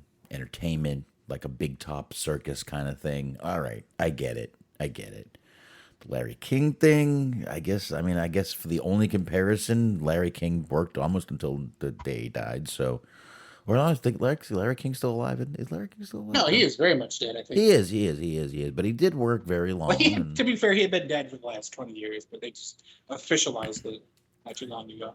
Like, Jesus Christ, I watched a movie with him the other night. Well, I watched his HBO series, Tales from the Crypt. Okay. See, because he's old and unattractive, so he looks like a crypt. I had to break that one down for the young. No, I'm laughing over here. You see me? I got it. All right. I don't have much to say on that. I'm done. Yeah, it's very interesting comparisons. I was honestly, for full disclosure, I was hoping for a little bit more of nutcase Jesse, and he was actually, like I said, a little bit more coherent than I had hoped for, which is disappointing for everybody. But still, the comparisons to P.T. Barnum and Larry King, it still won me over, and I felt like I should share it with everybody. Yeah, I mean, I don't know a ton about P.T. Barnum, but I know this the circus guy. Everybody knows he's a circus guy, so but I mean, and also I believe he used to put on. I believe he started by putting on fights back in the early days, like 75-round fights and shit like that. So, I don't know. Might have been one of the. I don't know. I think he was also like one of those people that got in trouble for not necessarily having the greatest attractions and or treatment of animals. Well, of course. And let's see. Wiki says he was his name was Phineas Taylor Barnum. Phineas, American showman, businessman, and politician, remembered for promoting celebrated hoaxes and founding the Barnum and Bailey Circus. So he promoted hoaxes. This does sound like Vince. I guess Jesse's got a really good point here. He's credited with the adage, "There's a sucker born every minute," which you could definitely say that that's probably like a quote that hangs in Vince's head. Oh, I could see Vince saying that once a day. Mm-hmm. That's his affirmation. He just looks in the mirror and repeats that to himself while he's brushing his teeth. Sucker born every minute. Yeah. Not me. He's pretty cool. It's just like a crazy lunatic. Because he just has like a giant fucking dinosaur fossil in his office. Which is kind of ironic now that you think about it, because, fossil, working with a fossil. Dinosaur, fossil, old man. It fits. It fits smart. That's actually pretty great, because if you really read into this Jesse Ventura article, he like basically threw the most subtle of shots at him. Mm-hmm. He just basically said that he's like a disreputable carny. Like he's a huckster that shills shit, and that will just take you for all the money that you have. Yeah, I'm not sure this was a compliment. I don't think it's a compliment at all. I think he just did some clever shit. Yeah, the more we dig into this was not a compliment at all. He trashed him without even making it look like he trashed him. Jesse Ventura backhand complimented Vince McMahon. Good on you, Jesse. It's more clever than I thought. Fuck yeah, man. Nice work, Jesse. You're a crazy bastard, but that's okay. All right, what else do we have here? Both of mine are tied into 8, but you got one. Go ahead. Well, I have one more, and then I have another AEW thing, so we could just do the AEW hour and then lead into AEW. So from F4W Online, this is kind of interesting. The comic Assassin and Son, which was created and written by the late Shad Gaspard and Mark Capani, Muhammad Hassan, could be coming to the big screen. Deadlines reports State Street Pictures have optioned the comic for development as a film. The comic, which was illustrated by Eder Messiah, focuses on Donovan Breddick, a one-man killing unit who works with a team of covert assassins known as the Horsemen. Scout Comics and Entertainment, which published the comic, will produce the feature adaptation alongside State Street. Quote, We're thrilled at the opportunity to bring Shad and Mark's comic to life, said I fucking knew it would get me after a while, said State Street creative executive Lawrence Mott. I knew that was coming. What excites us creatively, 2 out of 3 though, not bad, as Meatloaf says. What excites us creatively is the balance of hard-hitting action and emotional themes presented in the source material. We met Shad at Comic-Con in 2019. He was known for his brawn in the world of wrestling, but what we were taken back by was his humor, intelligence, and creative genius. Added Don Hanfield of Scout Comics. We were blown away by his and Mark's comic, and we were proud to bring it to the world. We are happy that his legacy has a chance to live on through his partnership with State Street. We're saying that slowly now. Gaspard tragically passed away in May 2020, helping save his son from a riptide in Venice Beach. He was the Warrior Award recipient as part of the WWE Hall of Fame 2022 ceremony. Hassan left WWE in 2005. Fans can purchase the comic by clicking on the non-existent link because this is an audio medium. There you go. This is pretty awesome. And by the way, there better be 4 horsemen only. There better be 4 of those guys. 4 trained killers, assassins. No, I'm not really too big into comics. I've never read it, but the little cover that they show here, actually does look kind of cool. It does look pretty cool. And I think this is pretty fucking awesome. That one more thing we're gonna have of Shad Gaspard's to put out there, and kind of just have his memory live on. So this is even really good. And I gotta tell you, as shitty of a deal that Mark Capani, Muhammad Hassan got, I'm glad to see him. Number one, I know he's out there doing what he loves. He's teaching, and I know he said before how much he loves doing it. But now he's getting this. I like the fact that this guy still found a way to keep his name out there, do something good. And because, like I said, he got a pretty fucking raw deal, man. Doing the character he was doing at the time he was doing it, which was in no part his fault that a fucking war started. Right. And they had to take that, character off TV, Muhammad Hassan. I mean, just to explain it to anyone who didn't know, basically, he was a terrorist. And it was it was basically right around the time of 9/11. Well, it was after 9/11. Right after 9/11, correct. The big problem was there was a bombing in London, I believe. You're right. You know what? You're right. It was the London bombing. And it was just a bad, bad fucking time. And he got screwed. Yeah, it's 7/7 London bombing. Thank you, SBC. And thank you, Smart, both for correcting me. I appreciate that. Part of his gimmick was that's what made it really controversial was him talking about how unfair people of Arabic descent had been being treated since 9/11. And that was being part of his gimmick, but then it sort of kind of just, like you said, turned into him just straight up becoming a terrorist. And then there were problems with that, obviously. Yeah, but I really like the fact that he has found a way to keep his name out there. Not that he wanted to even, he's a teacher, so it's not like he wanted to be famous anymore. But I think it's great that this guy is getting, you know what? I think it's great he's getting opportunities and that he's getting Shad's work out there that they collaborated on. I think this is a great thing for both of these guys. Let me just put it that way. He was doing a lot of interesting stuff. I had no idea that he had a comic out. He was doing motion capture. He did motion capture for the God of War video game on PlayStation 4. Yep. He was doing a lot of interesting, he was just finding a way to keep working and doing a lot of interesting projects, outside of the realm of wrestling, but doing a lot of really cool and interesting stuff.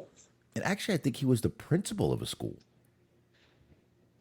I don't know about him specifically. I was talking about Shad on this one. Oh no, I'm talking about Mark Capani. I think he's the principal of a school, I believe. Could be. I know he was a teacher for a while, like you said. You did mention that. I think we talked about it. Him being a school principal. It is. He is a Mark Julian Capani is an American school principal and retired professional wrestler. There you go. Principally, He made a brief, like, one-off appearance on an indie show not too long ago. It's a couple of years ago. It was pre-pandemic. But...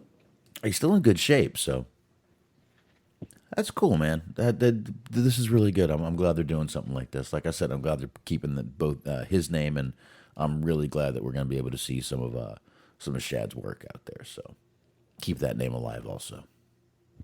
Yeah, absolutely. Good stuff there. So both of our last ones are this the same thing? Mine is about a... No. For some reason, I'm like, do we have the same fucking thing here? No, we don't really. Real quick, I'll just knock mine out, and you can knock yours out, and then we'll get right into AEW and get out of here. AEW has sent some emails out.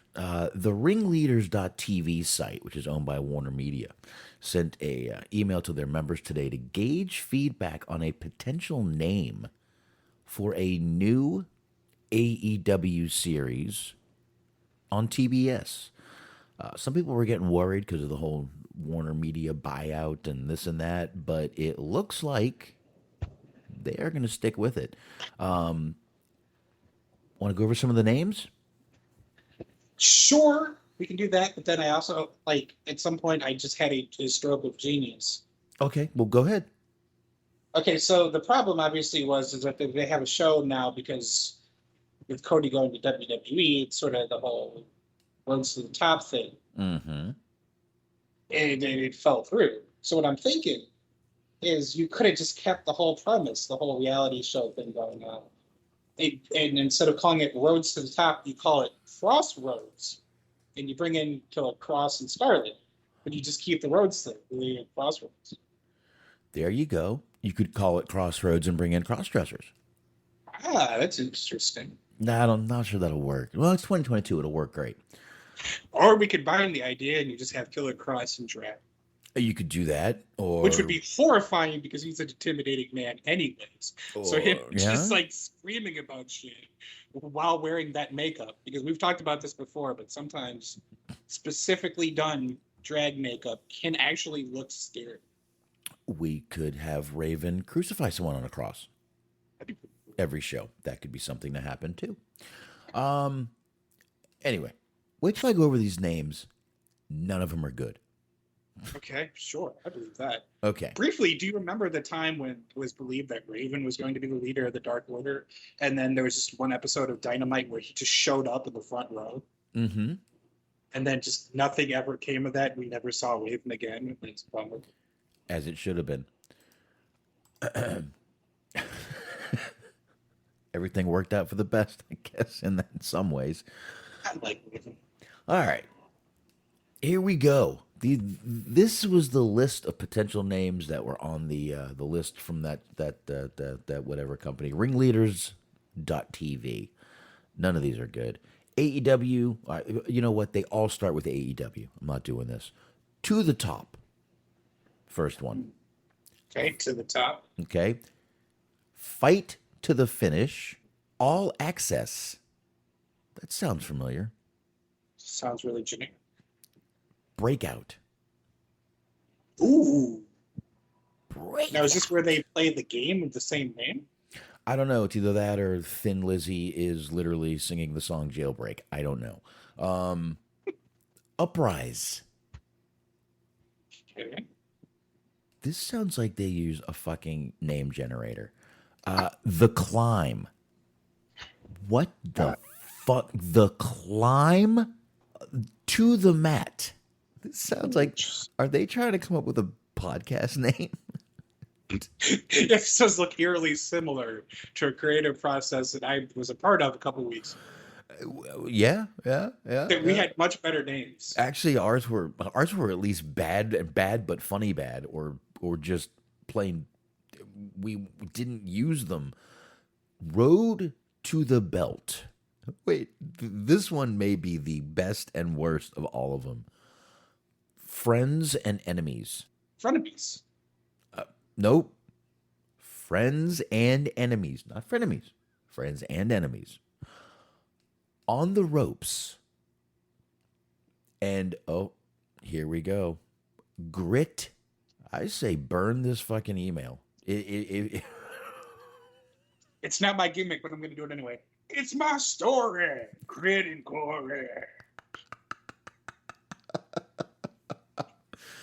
Shout out to Jackie Jones. I mean, it does sound to be like fucking Bound for Glory. Oh, and of course, shout out to Willie Morey. Yes. I hope you get out soon. Shit, that was old school right there, dude. I gotta tell you, not one of these names catch my eye as even workable. To be honest with you, I wouldn't watch one of these shows and admit it to people. I mean, they're all workable, but they're just all generic. Okay, any one of these could be, and I like the company. I'm not shitting on them, but any one of these could be a GCW show. Oh no, I love GCW. They're the worst fucking pay-per-view names. GCW to the top. GCW Fight to Finish. GCW All Access. Breakout. Actually, Uprise. let's do all that, these. because I have a couple of... I can bring up a list of some of the most recent GCW shows. Go for and they it. all have some pretty shitty names. Go and like for I it. said, I love GCW, and I feel like it's almost on purpose at this point. This one's not so bad. GCW Life Goes On. GCW In Too Deep. GCW The Old Me. GCW Find You Again. What? One of their last shows was called Astronaut, Say You Will, Don't Tell Me, Welcome to Heartbreak, The Coldest Winter. Yes, I mean, there's some of these shows are just god awful. Road to the Belt. On the Ropes. Grit and Glory. They're just as bad. Like I said, these all could, any one of these could be a GCW show. Man, if I got this email, I would have sent, try again. That would have been my response. Try again. I mean, None. maybe we've unearthed the secret here. Maybe this is like, as much as they love the Forbidden Door and breaking it down, maybe they've tasked Brett Lauderdale with coming up with a name for their show. Actually, AEW Try Again is better than any of these fucking names that they came up with themselves. AEW show title. That would be a good idea. Just call it AEW working title. Although so far the best one, I think, is AEW Breakout, because I feel like you just make the show JR playing the Atari game Breakout into playing things. AEW. Fill name here. Yeah, all of these titles are pretty bad. And like, what is the show supposed to be? They said it's like a reality show? They're not really saying. They're just trying to find names for a new show that, I mean, it's like premiering soon. They really don't. It's just a potential name they're working on. And there's nothing really said that, it's going to be this or that or what kind of show. But I don't know. But, I mean, it says possibly there have been numerous pitches for AEW reality-based shows. Or whatever. But this is bad. None of these names are good. I wouldn't watch this for a wrestling show, any television show. If I'm watching Breakout, I want I want Drew Carey hosting it. Okay. Put it that way. If I'm going to watch All Access, I'm just going to go to WWE during WrestleMania. AEW presents the Drew Carey show, too. Oh, yeah. Well, there you go. Let's see. Fight to the Finish. Generic. I'm telling you, they used a fucking name generator for this. Mm-hmm. To the Top. Yeah, let's, yeah. By the way, you can watch Over the Top on Tubi if you'd like. With us. Actually, it reminds me of like that song from the 80s. I'm gonna slide it in, right to the top. I'm gonna slide it in. I'm never gonna stop. Look at you. That was good. I unfortunately have involuntarily heard a lot of Fair Battle. Smart putting the R&B into it. All right. I guess you got one thing, and then let's try to blow through this fucking whatchamacallit, AEW shit. We're gonna blow through AEW pretty quick because, spoiler alert, I did not see the first hour, so we're going to fly right on through. Perfect. They're doing a little bit of a Mother's Day thing, an early Mother's Day thing, No so I big deal. didn't get to see it until 9 o'clock. But anyways, Here's another interesting name. It's the AEW video game.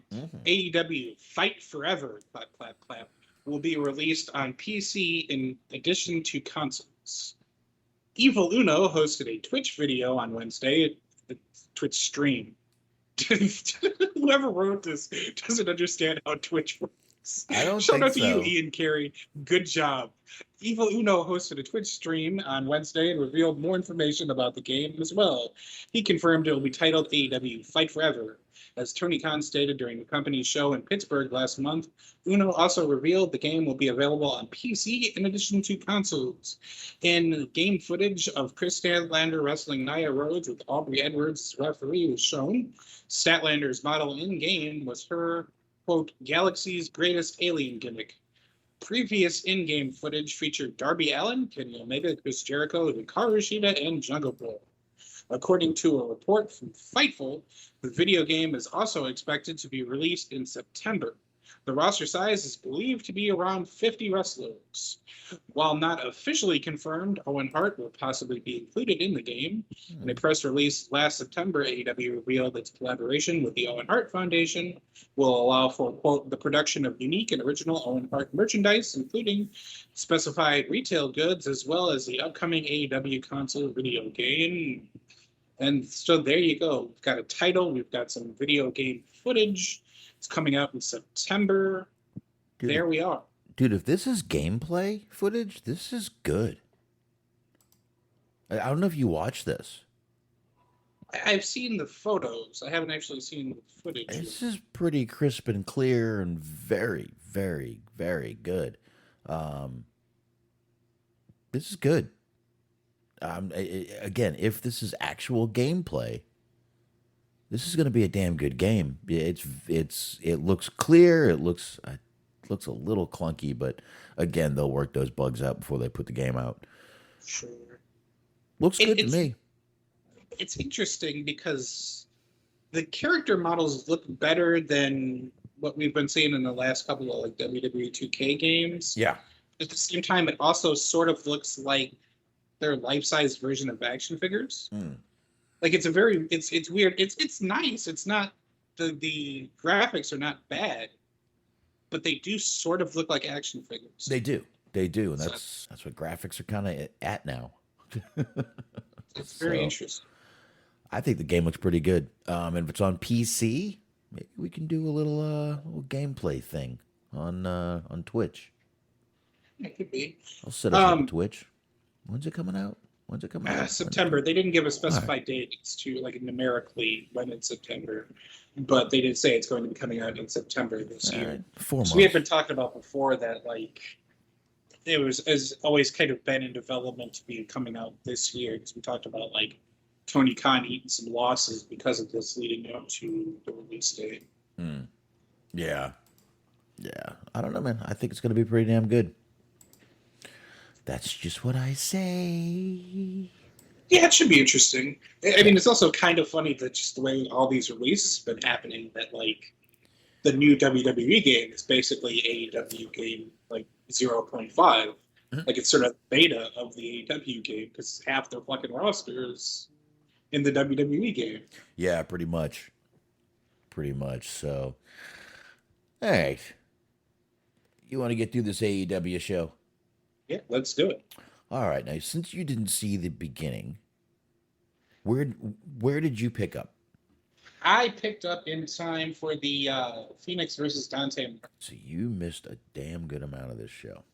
Unfortunately, I did see, and I guess we'll get to that, but I did see the what had happened with Wardlow. So not that he got injured or anything. Okay.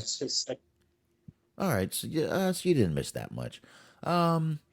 So let me just run through the first part then. Adam Cole came out immediately once AEW Dynamite started, just to sit on commentary. Jeff Hardy comes out, huge fucking pop. Him and Matt Hardy both come out.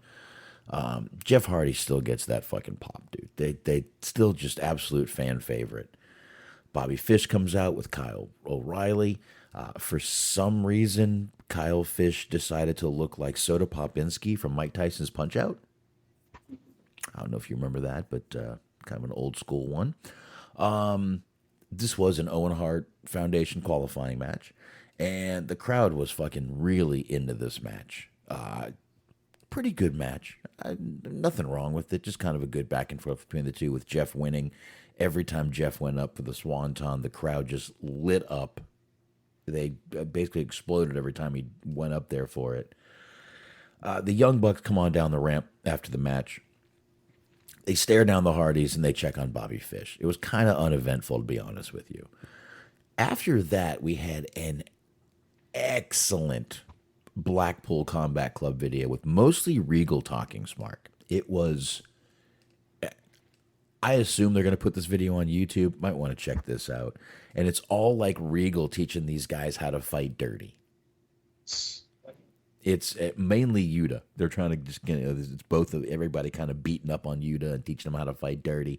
I thought it was a really, really well done video. And anything I can get with fucking Regal, man, is just like a bonus.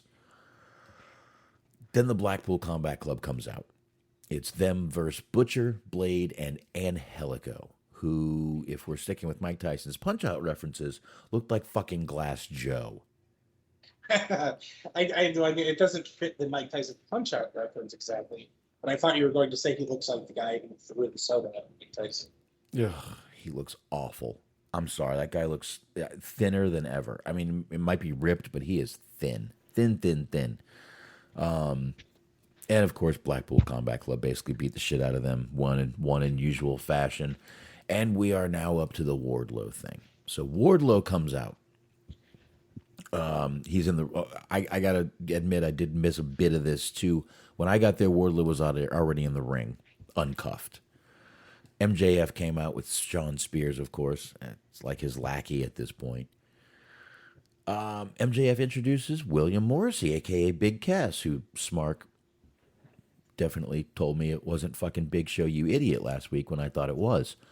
More so, you were just very nice at telling me I was an idiot. I thought that was very nice of you. Thank you. I will say Cass looks great, or Morrissey, whatever you want to call him. Looks really good. He really does. He looks finally back in shape, and I know he's been on Impact. I don't watch Impact. This was a pretty good big man match, though, I thought, between these two guys. It wasn't anything spectacular. It wasn't awesome, but decent match. Did its job. But here comes the situation, though. Mm-hmm. This is not so much about Morrissey himself, but ever since it was announced or implied that he was going to be a part of this Impact, the internet has been ablaze about his former partner, Enzo, and whether or not you would want him in Impact, not in Impact, that's probably where he's going to be, but whether you want him in AEW. So I guess let's get to that question. Well, definitely there's that. The crowd was even chanting, "We want Enzo." I heard there was dueling, "We want Enzo, no we don't." Yeah, I know. I got to be honest. I think they're in a bit of a catch-22 with Enzo. If they bring him in, people are going to be like, "Oh, great, awesome! You gave him a chance after all that bullshit happened to him." And then you're going to get the people who don't know that it was bullshit, who are going to go, "Oh, look, you brought in a rapist." Yeah, because, I mean, that's kind of a large portion, an overwhelming portion of, and I mean, take it for whatever it's worth, because as we discovered, per Tony Khan, Twitter is nothing but bots. But most people on Twitter have been very strongly against it. Most people on Twitter, unfortunately, are acting as though he's been convicted of something, which he has not. And I feel like people should remind themselves of that. But right. Yeah, it's been a lot of negativity based on just the mere implication of bringing him in. Well, I mean, it's amazing how big the accusations were, but when all of it came out that she basically lied and had done this before and all that stuff, that was barely even in the fucking dirt sheets. Dirt sheets are just like fucking any other media out there. They're gonna fucking bury it when they were wrong, and they're gonna promote it when there's some bullshit going on. Again, it's the fucking car wreck. They're gonna promote the car wreck, and once the car wreck is gone, they're gonna just put that down. Don't worry about it. Yeah, by the way, traffic's back. Go ahead. Right. Traffic's moving again. Come on, go.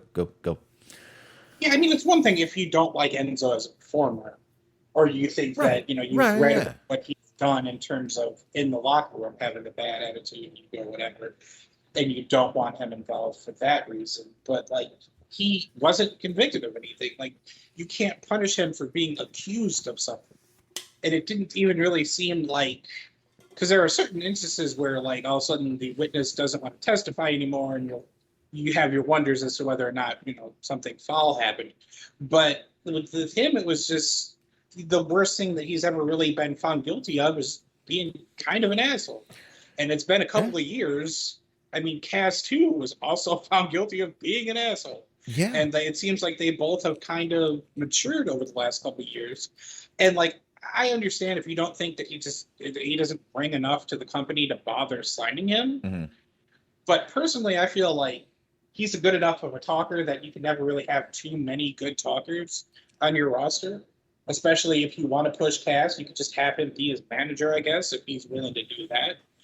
But then, like, it seems to me like it's a very low risk proposition. Because if it turns out that he's still an asshole, or if he gets in trouble for doing something else, you quickly cut bait and move on. Right. Exactly. There's many ways to go about it. But like I said, I think they're in kind of a catch-22. No matter what they do, they're going to get heat. And I don't know. I mean, but like you said, the guy was not only not convicted, never charged, never arrested. This was a simple accusation, which, if I remember correctly, she didn't take it back, but she was proved to be lying, proved that she had done this to someone else. And I don't know, man. I mean, look, maybe he is a dick backstage. I would think that he probably learned a lesson in WWE by some of the reaction he got from his attitude backstage. And like you said, if he didn't learn, cut bait and get rid of him. I agree. Try it out. You know what? Give him a 90-day probation period. Mm-hmm. That's what I would do. Tell him, look, we're going to pretend you work at McDonald's.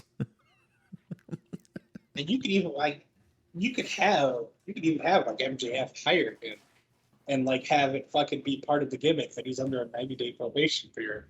Yeah, see, yeah, and you see at this point it's funny because they could bring in anyone, and if they don't have a storyline to bring him in now, it can just be MJF brought him in. That's it.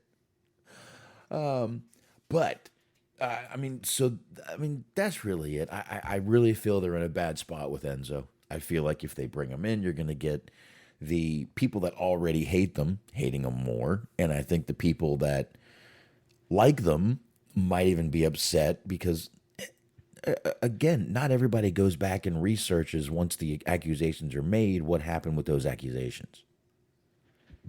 So I just think they're in a bad spot bringing Enzo in. So in my opinion, you ain't getting Enzo in AEW. I don't think Tony likes that being that rock in a hard place situation. Yeah, I mean, I don't know. I don't know if, like I said, I personally would, and I personally don't think it's really that big of a deal.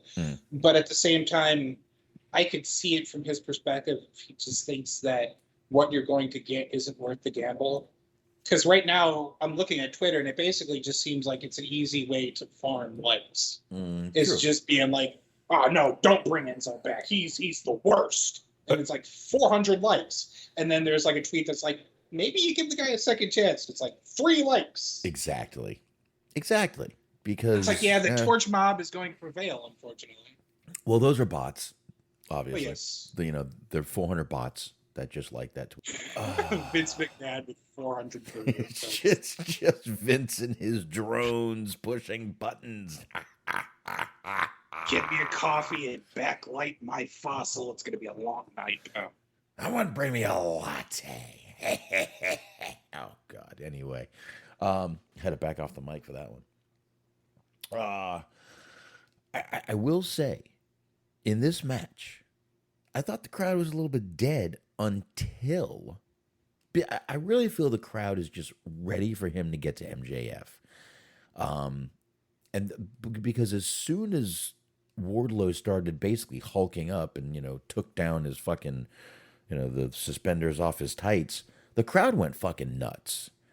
And then, he wins the match, and which to me made it feel like this crowd doesn't really give a shit about William Morrissey, to be honest with you. But they really picked up once Wardlow started doing his shit. Like I said, Wardlow wins. MJF's backstage pissed off. Security comes down to cuff Wardlow again. He's taking out security. The crowd is going fucking nuts again. They're exploding once again, this fucking crowd. Wardlow grabs the mic, starts screaming at MJF. He's going, listen, I ain't going to fucking stop until you release me from my fucking contract. I'm paraphrasing. MJF decides to just be like, look, all right, you get a match. All right, I'll let you out of your contract if you win, but I've got conditions. And you don't know those conditions until next week in Long Island, New York. I think I said it correctly. Long Island. You have to, it's one word, right? In New York, Long Island. Yeah, okay. All right. I know it's Long Island, but in New York, it's Long Island. Isn't that also where Enzo's from? I mean, I know they're not going to get him. I believe so. I believe he is. So that's Ryder territory. That could be a good spot to bring him out, but I got a feeling Morrissey might have just been here for a one-off. If he's not, that's great. Like I said, the guy looked good. I really felt like the crowd didn't give a fuck about him. They really only reacted when Wardlow was doing something. I know, I get it. Morrissey was playing the heel in the match. That's how it's supposed to work. Not really. You should at least get a 50-50. And it felt like the crowd was about 75-25. I might be even being nice here. SBC says Enzo's from Jersey. Jersey, New Jersey, New York. What's the fucking difference? One smells worse than the other. Stop it, SBC. Okay. Just look at which way the Statue of Liberty is facing away from, and you know which one smells worse. Yeah. So there you go.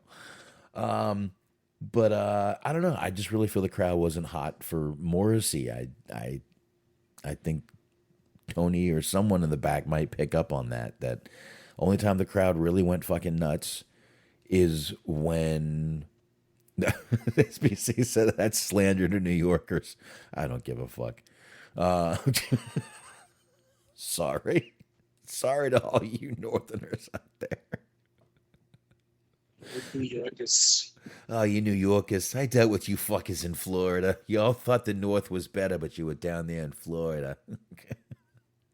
It's so much better up north. What the fuck are you doing here? Anyway, we do get the stipulations for that match next week, and I just don't think the crowd cared about Morrissey. What do you think? You think he's going to be coming back, or do you think this was a one-off for him? I mean, I guess if you go by crowd reaction, and you're saying he wasn't getting much of anything, maybe not coming back. Oh, no, right. It's a weird situation because, like, this is going to sound major, like, sort of conspiracy theory-ish, but, like, I feel like the fans didn't know how to react to them because they weren't told how to react to him. Ooh. Because, like, Enzo is, like, persona non grata with a lot of these people, but then it's like, well, what do you do with Kaz? Like, Kaz has really only been guilty of being an asshole. So it's like, do we cancel him too, or what? And you know what? Kaz may have been guilty of being an asshole, but he also has admitted his problems, went to rehab, even put out a tweet a couple weeks ago of how he literally went into a seizure from alcohol withdrawals and how proud of himself he is that, he's come out of that. You know what? Everyone should be fucking proud of this guy that he came out of that he admitted he had a fucking that much of a problem that, dude, you know how much you're drinking if you're having seizures from withdrawals? Do you realize, dude? I mean, listen, I'm not sitting here fucking high on my horse. I'm drinking right now. I got beer. You're not drinking beer if you're getting withdrawals, man. You are drinking hard liquor and bottles of it. And a guy his size, he's probably putting down 2 bottles a day is what I would guess. I'm guessing here. Yeah. So you know, there should be a little, at least some respect for what he did. And I mean, you know, Enzo has never really apologized, never really done anything. I saw a video with him in a Walmart the other day, I believe, with a fan. I mean, that's another interesting question, though, is if he wasn't found guilty of anything. No. Do you apologize? No. No. No. No. No. No. No. No. No. No. So your main question: does he apologize? No. Emphatically, no. He shouldn't apologize because there was nothing to apologize for. The only thing he should apologize for is, all right, I chose some bad tail. I went after a crazy bitch. We've all done it once or twice in our life. 3 times, 4 times, 5 times. I went after some chick who fucked with my head every goddamn day, and I couldn't get away from her. I don't know why. That's how it works. Trust me, man. Shit happens, man. But I don't know, man. That's really all he's guilty of, is going for some crazy fucking tail that was a little young. Not underage, a little young. So, I don't know.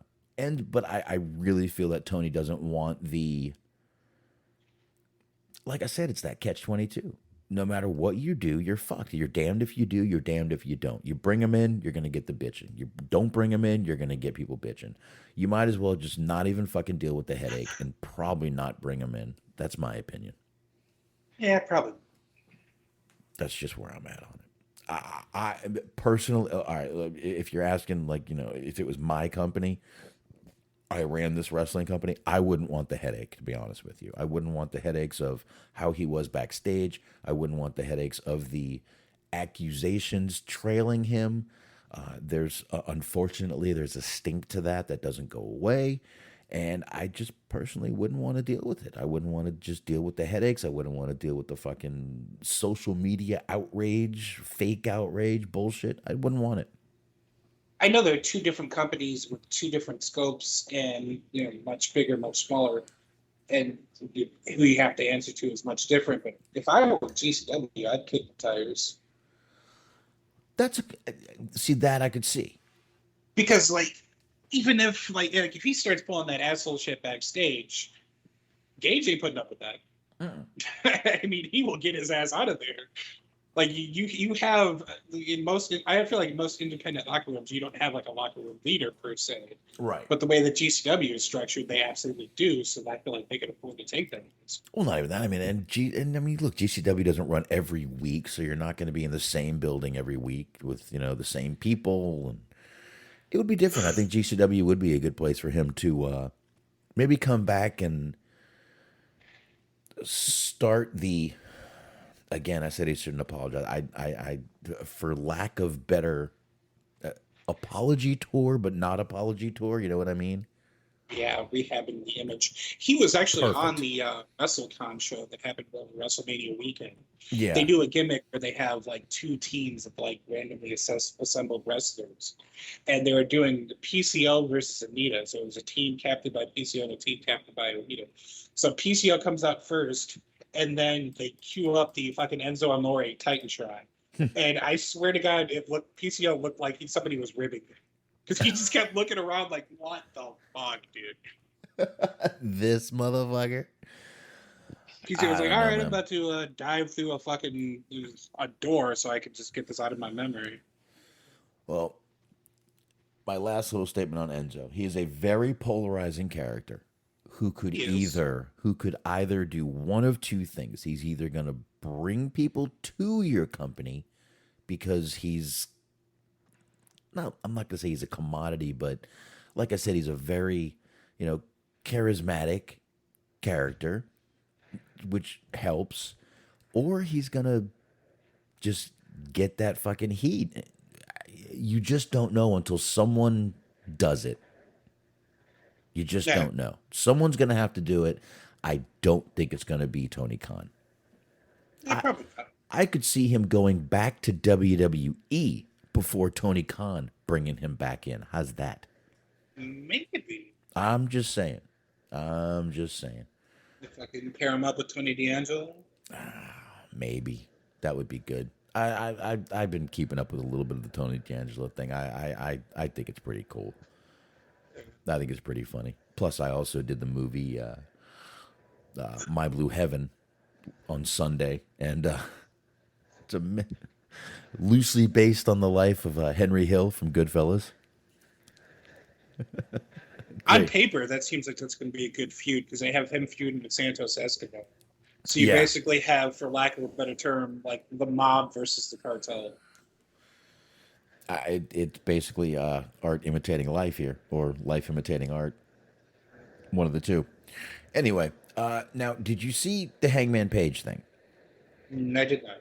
You did not. Okay. Schiavone brings out Page, and the only thing that I gotta mention this because this caught my ear. Tony called Adam Page, and I haven't heard them say this word very much, the heavyweight champion. The AEW heavyweight champion. You don't hear the word heavyweight much in AEW. It caught my ear. I don't know why it did, but it caught my ear that he said that. To just kind of once again paraphrase, Page came out, says he could sit there and say a lot of nice things about Punk, but he's not. Instead, he's going to destroy him at Double or Nothing. I'm heavily paraphrasing, but who cares? You guys want to watch it? I'll be honest with you. AEW on TV posted it. I'm sorry, AEW on TV. That's it. No, they're on TBS for AEW, aren't they? TBS, yeah, because I watched it on the app. I watched it on the app. I should know this. Then we had Jericho versus Santana. Did you see that? No, like I said, the match that I saw was the Dante Martin Phoenix and everything after that. So oh wow, still a little. All right, no problem. We're gonna run through this. I'm loving that we're running through this like this. I'm loving this because I gotta pee. Jericho versus Santana. Jericho's down there. He's got JAS with him, the Jericho Appreciation Society. Santana's with Ortiz as usual. This was a pretty decent match. A lot of Hollywood in this match. A lot of bullshit, but definitely still a fun match. I feel like Jericho's out there to have fun at this point more than go out there and have this 5-star match. I think he wants to go out there and entertain and have a good time, which makes sense since JAS is the sports entertainment group. After Jericho gets the win, the JAS, they jump Santana and Ortiz. The crowd's chanting Eddie, looking for Kingston, but we don't get him out there. And all we get is Jericho nailing Ortiz with the bat, and pretty much that's about the whole end of that segment right there. And then we get this odd segment with Tony Khan. Okay? They always are. Oh my God. He's on there. He's got like these. Okay, it's Asian American and Pacific Islander Heritage Month. Okay? So listen, I'm not trying to be an asshole here, but this was completely the most pandering video I've ever seen Tony Khan do. This was pandering at its finest. It was an odd video.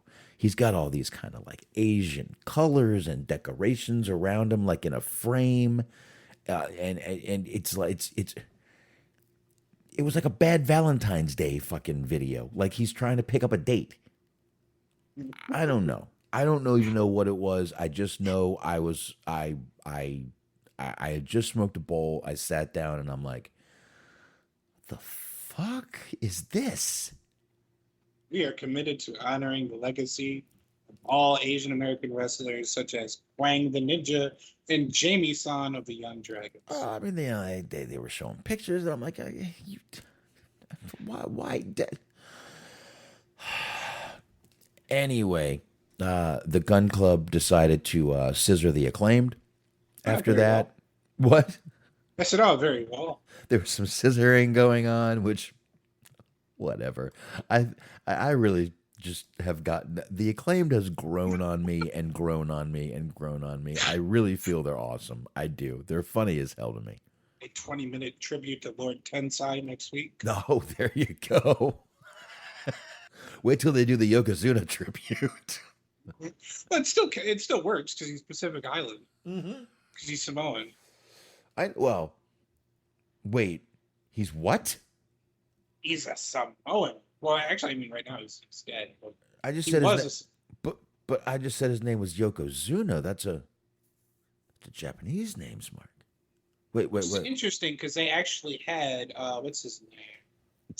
Fucking a Earthquake, I believe it was an actual sumo wrestler. Yeah, it was Earthquake. Man, wow. Man, you're gonna tell me like Slaughter wasn't even in the military or something? Oh my God. I understand John Cena wasn't. What? I heard that from the guy. What? But he salutes. By the way, him saluting is actually a kind of a slap in the face to actual military guys. But anyway. There we go. The bait was placed and the bait was taken. No, I said one little comment and I'm moving along to Varsity Blondes. That's right. We got the Varsity Blondes in the ring. I got to say. John Moxley is available on TV if anyone wants to watch that. There you go. The what? I think it's like the Marine 3 he was in or some shit. I think he was in. Which one was he? I forget which one he was in. I'll do a quick search here. You could probably find it on Tubi. But the Varsity Blondes are in the ring, and I got to say, I like this whole segment. Yeah, Julia Hart back there just kind of looking all dazed and confused, which she was later in the evening. She's looking all confused and this and that. And they start yelling and screaming. They're talking about when Malachi Black spit mist in Julia's face or eye. And they're just going back like, oh, look, this is our job to protect this girl. And we are ready to do it. Basically, he's like, we're going to do it till we die. Then Pillman calls out House of Black. Basically, the lights immediately go out. House of Black's music hits. They all come down. The entrance just keeps getting better for all three of those guys. I really feel I like it. They take out the Varsity Blondes. Julia Hart's in the ring all alone. Malachi just kind of gets in her face and she's staring him down. He's staring her down. Buddy Murphy walks over to her and walks her over to Griff Garrison, just pleading him off on the ground. And then they hand her a chair. And she's hesitating. What do I do? What do I do? And she doesn't do it. Kind of drops the chair, hesitates, drops the chair. Malachi gets pissed off, rips off the eye patch. And right then, Death Triangle runs out. And basically, House of Black just left the ring. I actually saw that part at the very end when they lost the ring. It was kind of... It started off a really good segment. It ended very uneventful. The movie I was thinking of was 12 Rounds 3 Lockdown. There you go. 12 rounds. You could forget the most pivotal sequel of all of the 12 rounds. They made 6 fucking Marine movies. Yes, they did, and I believe there's another one in the making. I don't think any of them were actual Marines, because Miz was in like 3 of them. Then was Ted DiBiase Jr. I saw the first one, and the first one was good, and the woman in it was absolutely drop dead gorgeous little blonde. She was amazing looking. Beautiful. I didn't realize they made so many fucking movies. I don't even call them bad movies. I'll just call them movies. Well, it's something you didn't even need to know, to be honest with you. But anyway, speaking of unbelievable looking women, Smark, Jade Cargill was up in a little backstage segment with her and Kiera Hogan at Red Velvet. They are the baddies. I'm loving this thing. But Jade looked... I couldn't take my eyes off her. I got to be honest with you, dude. I was just like focused on her. She is amazing. But she's obviously still progressing, so we'll see more from Jade Cargill as the time goes by. But now we get to the Death Triangle stuff, Mark. As they're still just they just kind of stayed in the ring because they were coming down for Rey Fenix's match. This was another qualifying match for the. This was a qualifying match, right? Yes, it was. Yeah. This was another qualifier match for the Owen Hart Foundation tournament. Julia Hart's just still down there though, looking all again dazed and confused. And then suddenly we just don't see her anymore. They start the match. Yeah, that was interesting because She's gone. if memory serves, they went to commercial and then they came back from commercial and she was still just awkwardly in the ring. Yeah, like looking around, and then suddenly they start the match and she's gone. It's like, hey guys, can I be your manager? Like, no, we already have a manager. Yeah, I don't know what happened there, but It's it was kind of weird. But Phoenix had a great match with Dante Martin. I will say, I thought it was a really good high-flying match. Phoenix picks up the win. He also picked up Dante and gave him a little hug at the end of the match. I thought that was good. But it looks like they're going to once again have to do this with Dante Martin. They're going to have to give him that little... He's the guy that has the great matches, loses, but he's got the respect of the roster. Do we have to do this again? Can't we just fucking do something with them? I mean, he's very talented. There's got to be something they can think of do with him. You know, turn the fucker heel. Yeah, potentially. Do something with him. I don't want to see the same storyline we just saw with him and end in the same spot. I feel like that's where we're going. Oh, he's just going to be the guy that just can't get that win without his brother, but man, he's so good. Just the whole roster has to just shake his hand and give him props. Enough. I will say though, I thought it was a really good match. That little it was a fucking springboard into a second rope fucking flipping Russian leg sweep. It was ridiculous. I've never seen a move like that. Phoenix did with Dante Martin. And then they did a spot where they both flipped in the air and landed, and they both landed on their feet, but they were interlocked with each other. And then Phoenix went to clothesline him and he ducked, and there was an action sequence after that. They had a really good match. Yeah, they landed a Spanish fly, which was pretty fucking awesome. I was a little bit curious because this is the first actual full match that Phoenix has had since he got injured. And if you were worried about him potentially working safer or being a little bit more cautious as to avoid any potential injuries, have no fear. Phoenix is going to do Phoenix shit.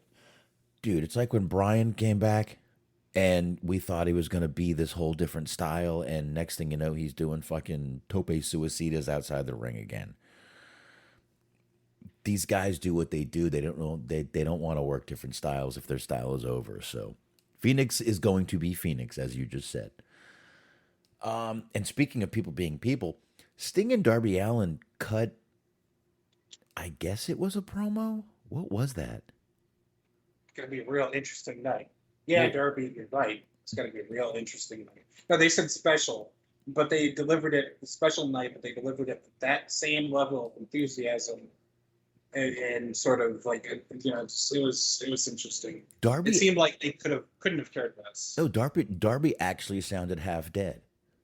Like he says his makeup is, I'm half dead and then I'm a whole lot. He sounded half dead. He's like, they had this sort of energy as though they had put a microphone in their face after they got up off of a flight at 4 a.m.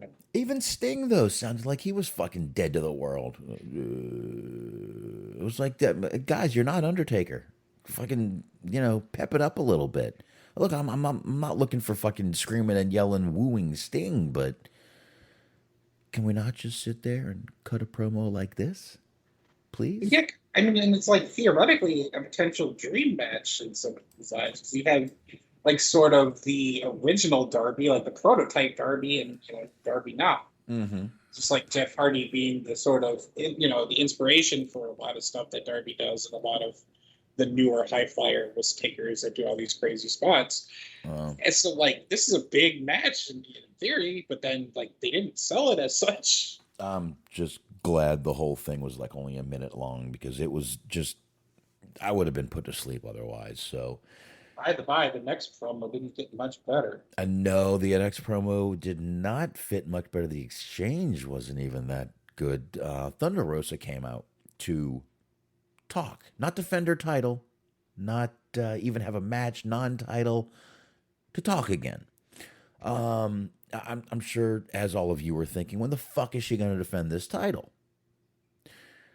Well, finally, she calls out Serena Deeb, who is looking milfier and milfier every time she comes to the ring. But this exchange was awkward between these two. Deeb almost seemed like she was waiting for her lines at times, or trying to think of her lines, or like she thought Rosa had a line, but it was really her line. It didn't play well between these two. It got better at the end. They kind of picked up their little mood at the end, but the first, I would say, 2.5, 3 minutes was very cringe, to say the least.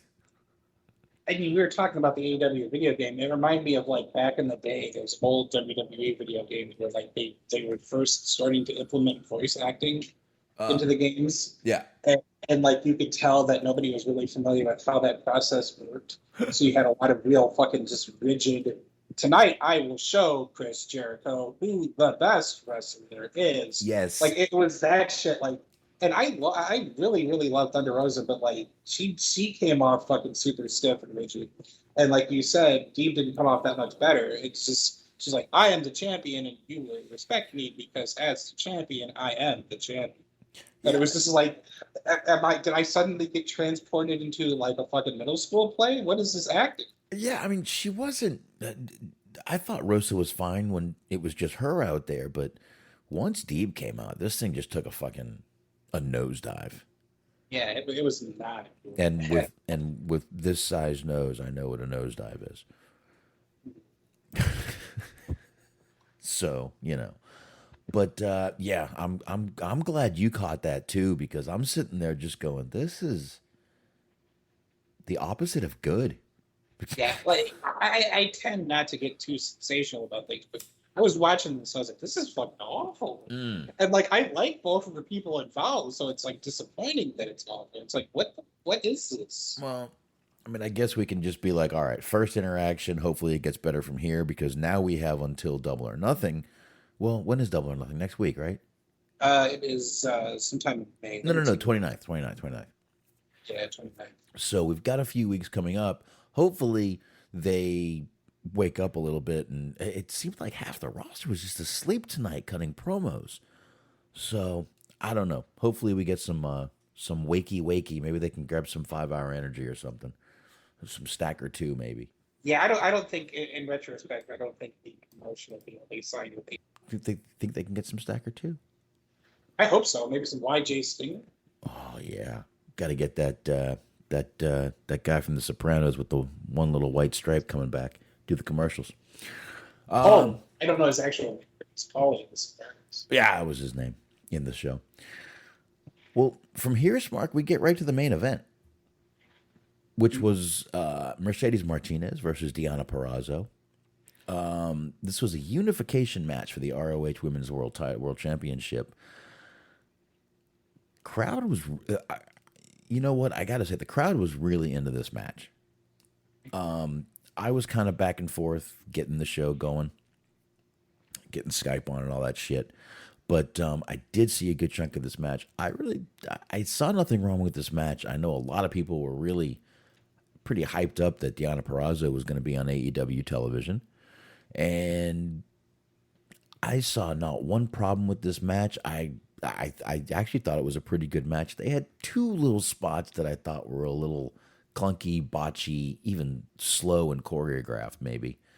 But that's it. Otherwise, I thought there was nothing wrong with the match. We got Mercedes Martinez winning. They end up shaking hands at the end. Another little show of respect. I can't really complain too much about this match. I mean, a main event, maybe not. That's maybe the one bitch I can have about it, but I don't feel like it. Yeah. I mean, I thought it was kind of cool that they brought in the Ring of Honor announcer who did the announcements for the match. I guess it's don't need sounding, but with it being for the Ring of Honor women's title, it was kind of cool that they did that. I thought it was a good match. I enjoyed it for the most part. I mean, there are two really good wrestlers in there, and like Deonna Purrazzo's been out there just fucking wrestling her ass off. She's an Impact. like they mentioned on commentary, she was at the latest AAA show over the weekend. You know, she's on Dynamite. She's just been like going everywhere and doing everything pretty much. So it's cool. Yeah, it really has. But like I said, I saw a lot of people like, this isn't a fucking main event. This shouldn't be main eventing. This should be like third match on the card. Oh, you're a booker now.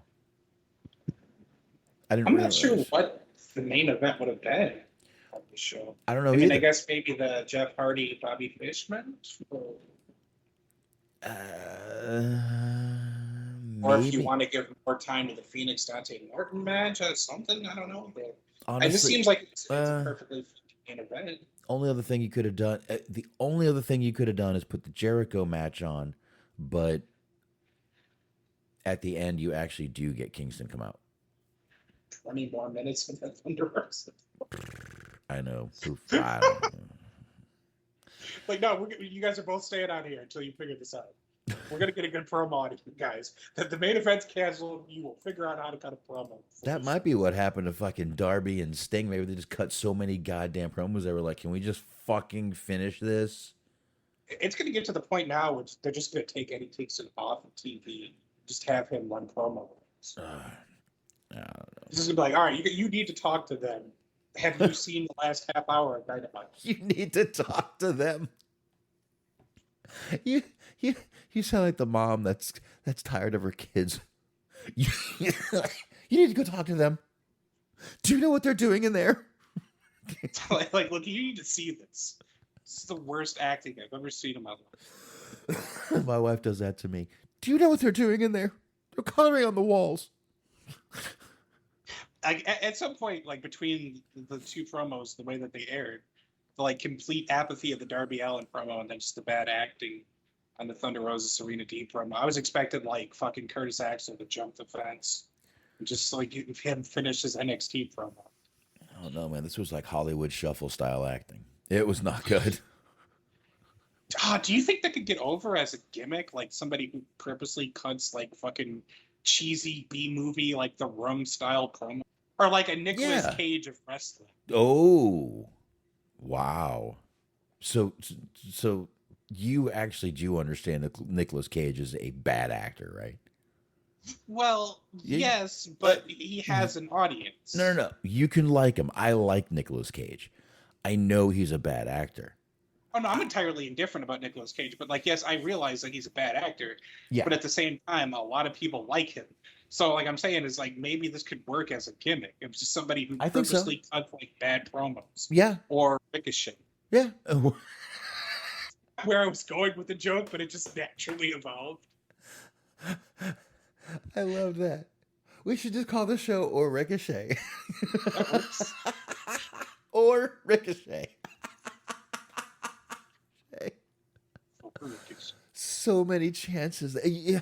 I'm telling you, man, it's the lines they give the poor fucking guy. I'm telling you. I believe he could do better with nothing. I believe he could just go out there and say something. I mean, he might do an old Callisto and, I need to do have a great lucha thing like it's in our intro, but that theoretically was a good promo though, like based on at least his energy. It was like he was super excited. No. God damn it. The end of the promo was good. God damn it. I don't know how many times me and Sheen played that night it came out. Oh, it was a godsend. But I don't even know though if he would be able to if he was on his own. Because like even in Lucha Underground, it was not a good promo. Which I know that was probably heavily scripted, but he was also on the Indies for a long time. And I'll be damned if he did a good promo there. I can't think of a single independent promo that Ricochet cut. No, Smark. If I remember on Lucha Underground, it was under a mask and never cut a promo. No, he cut his own promos. He did?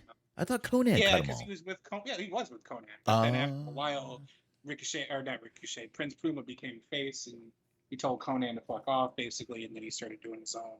Oh, okay. See, what I saw of Lucha Underground, I never saw a promo. How's that? Yeah, I mean, they weren't good. I don't blame you if you Okay.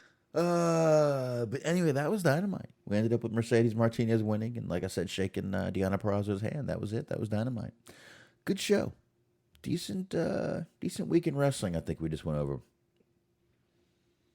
And I got nothing else, Mark. What about you? I think that's going to do it. I think so. I am looking for, there it is right there, our outro music. So we can play that, which is playing right now, which means, Smark, once again, we got to hit the plugs. Absolutely, we do. Most definitely appreciate everybody come on in and listening, and appreciate everyone who's going to download this show. Thanks, everybody.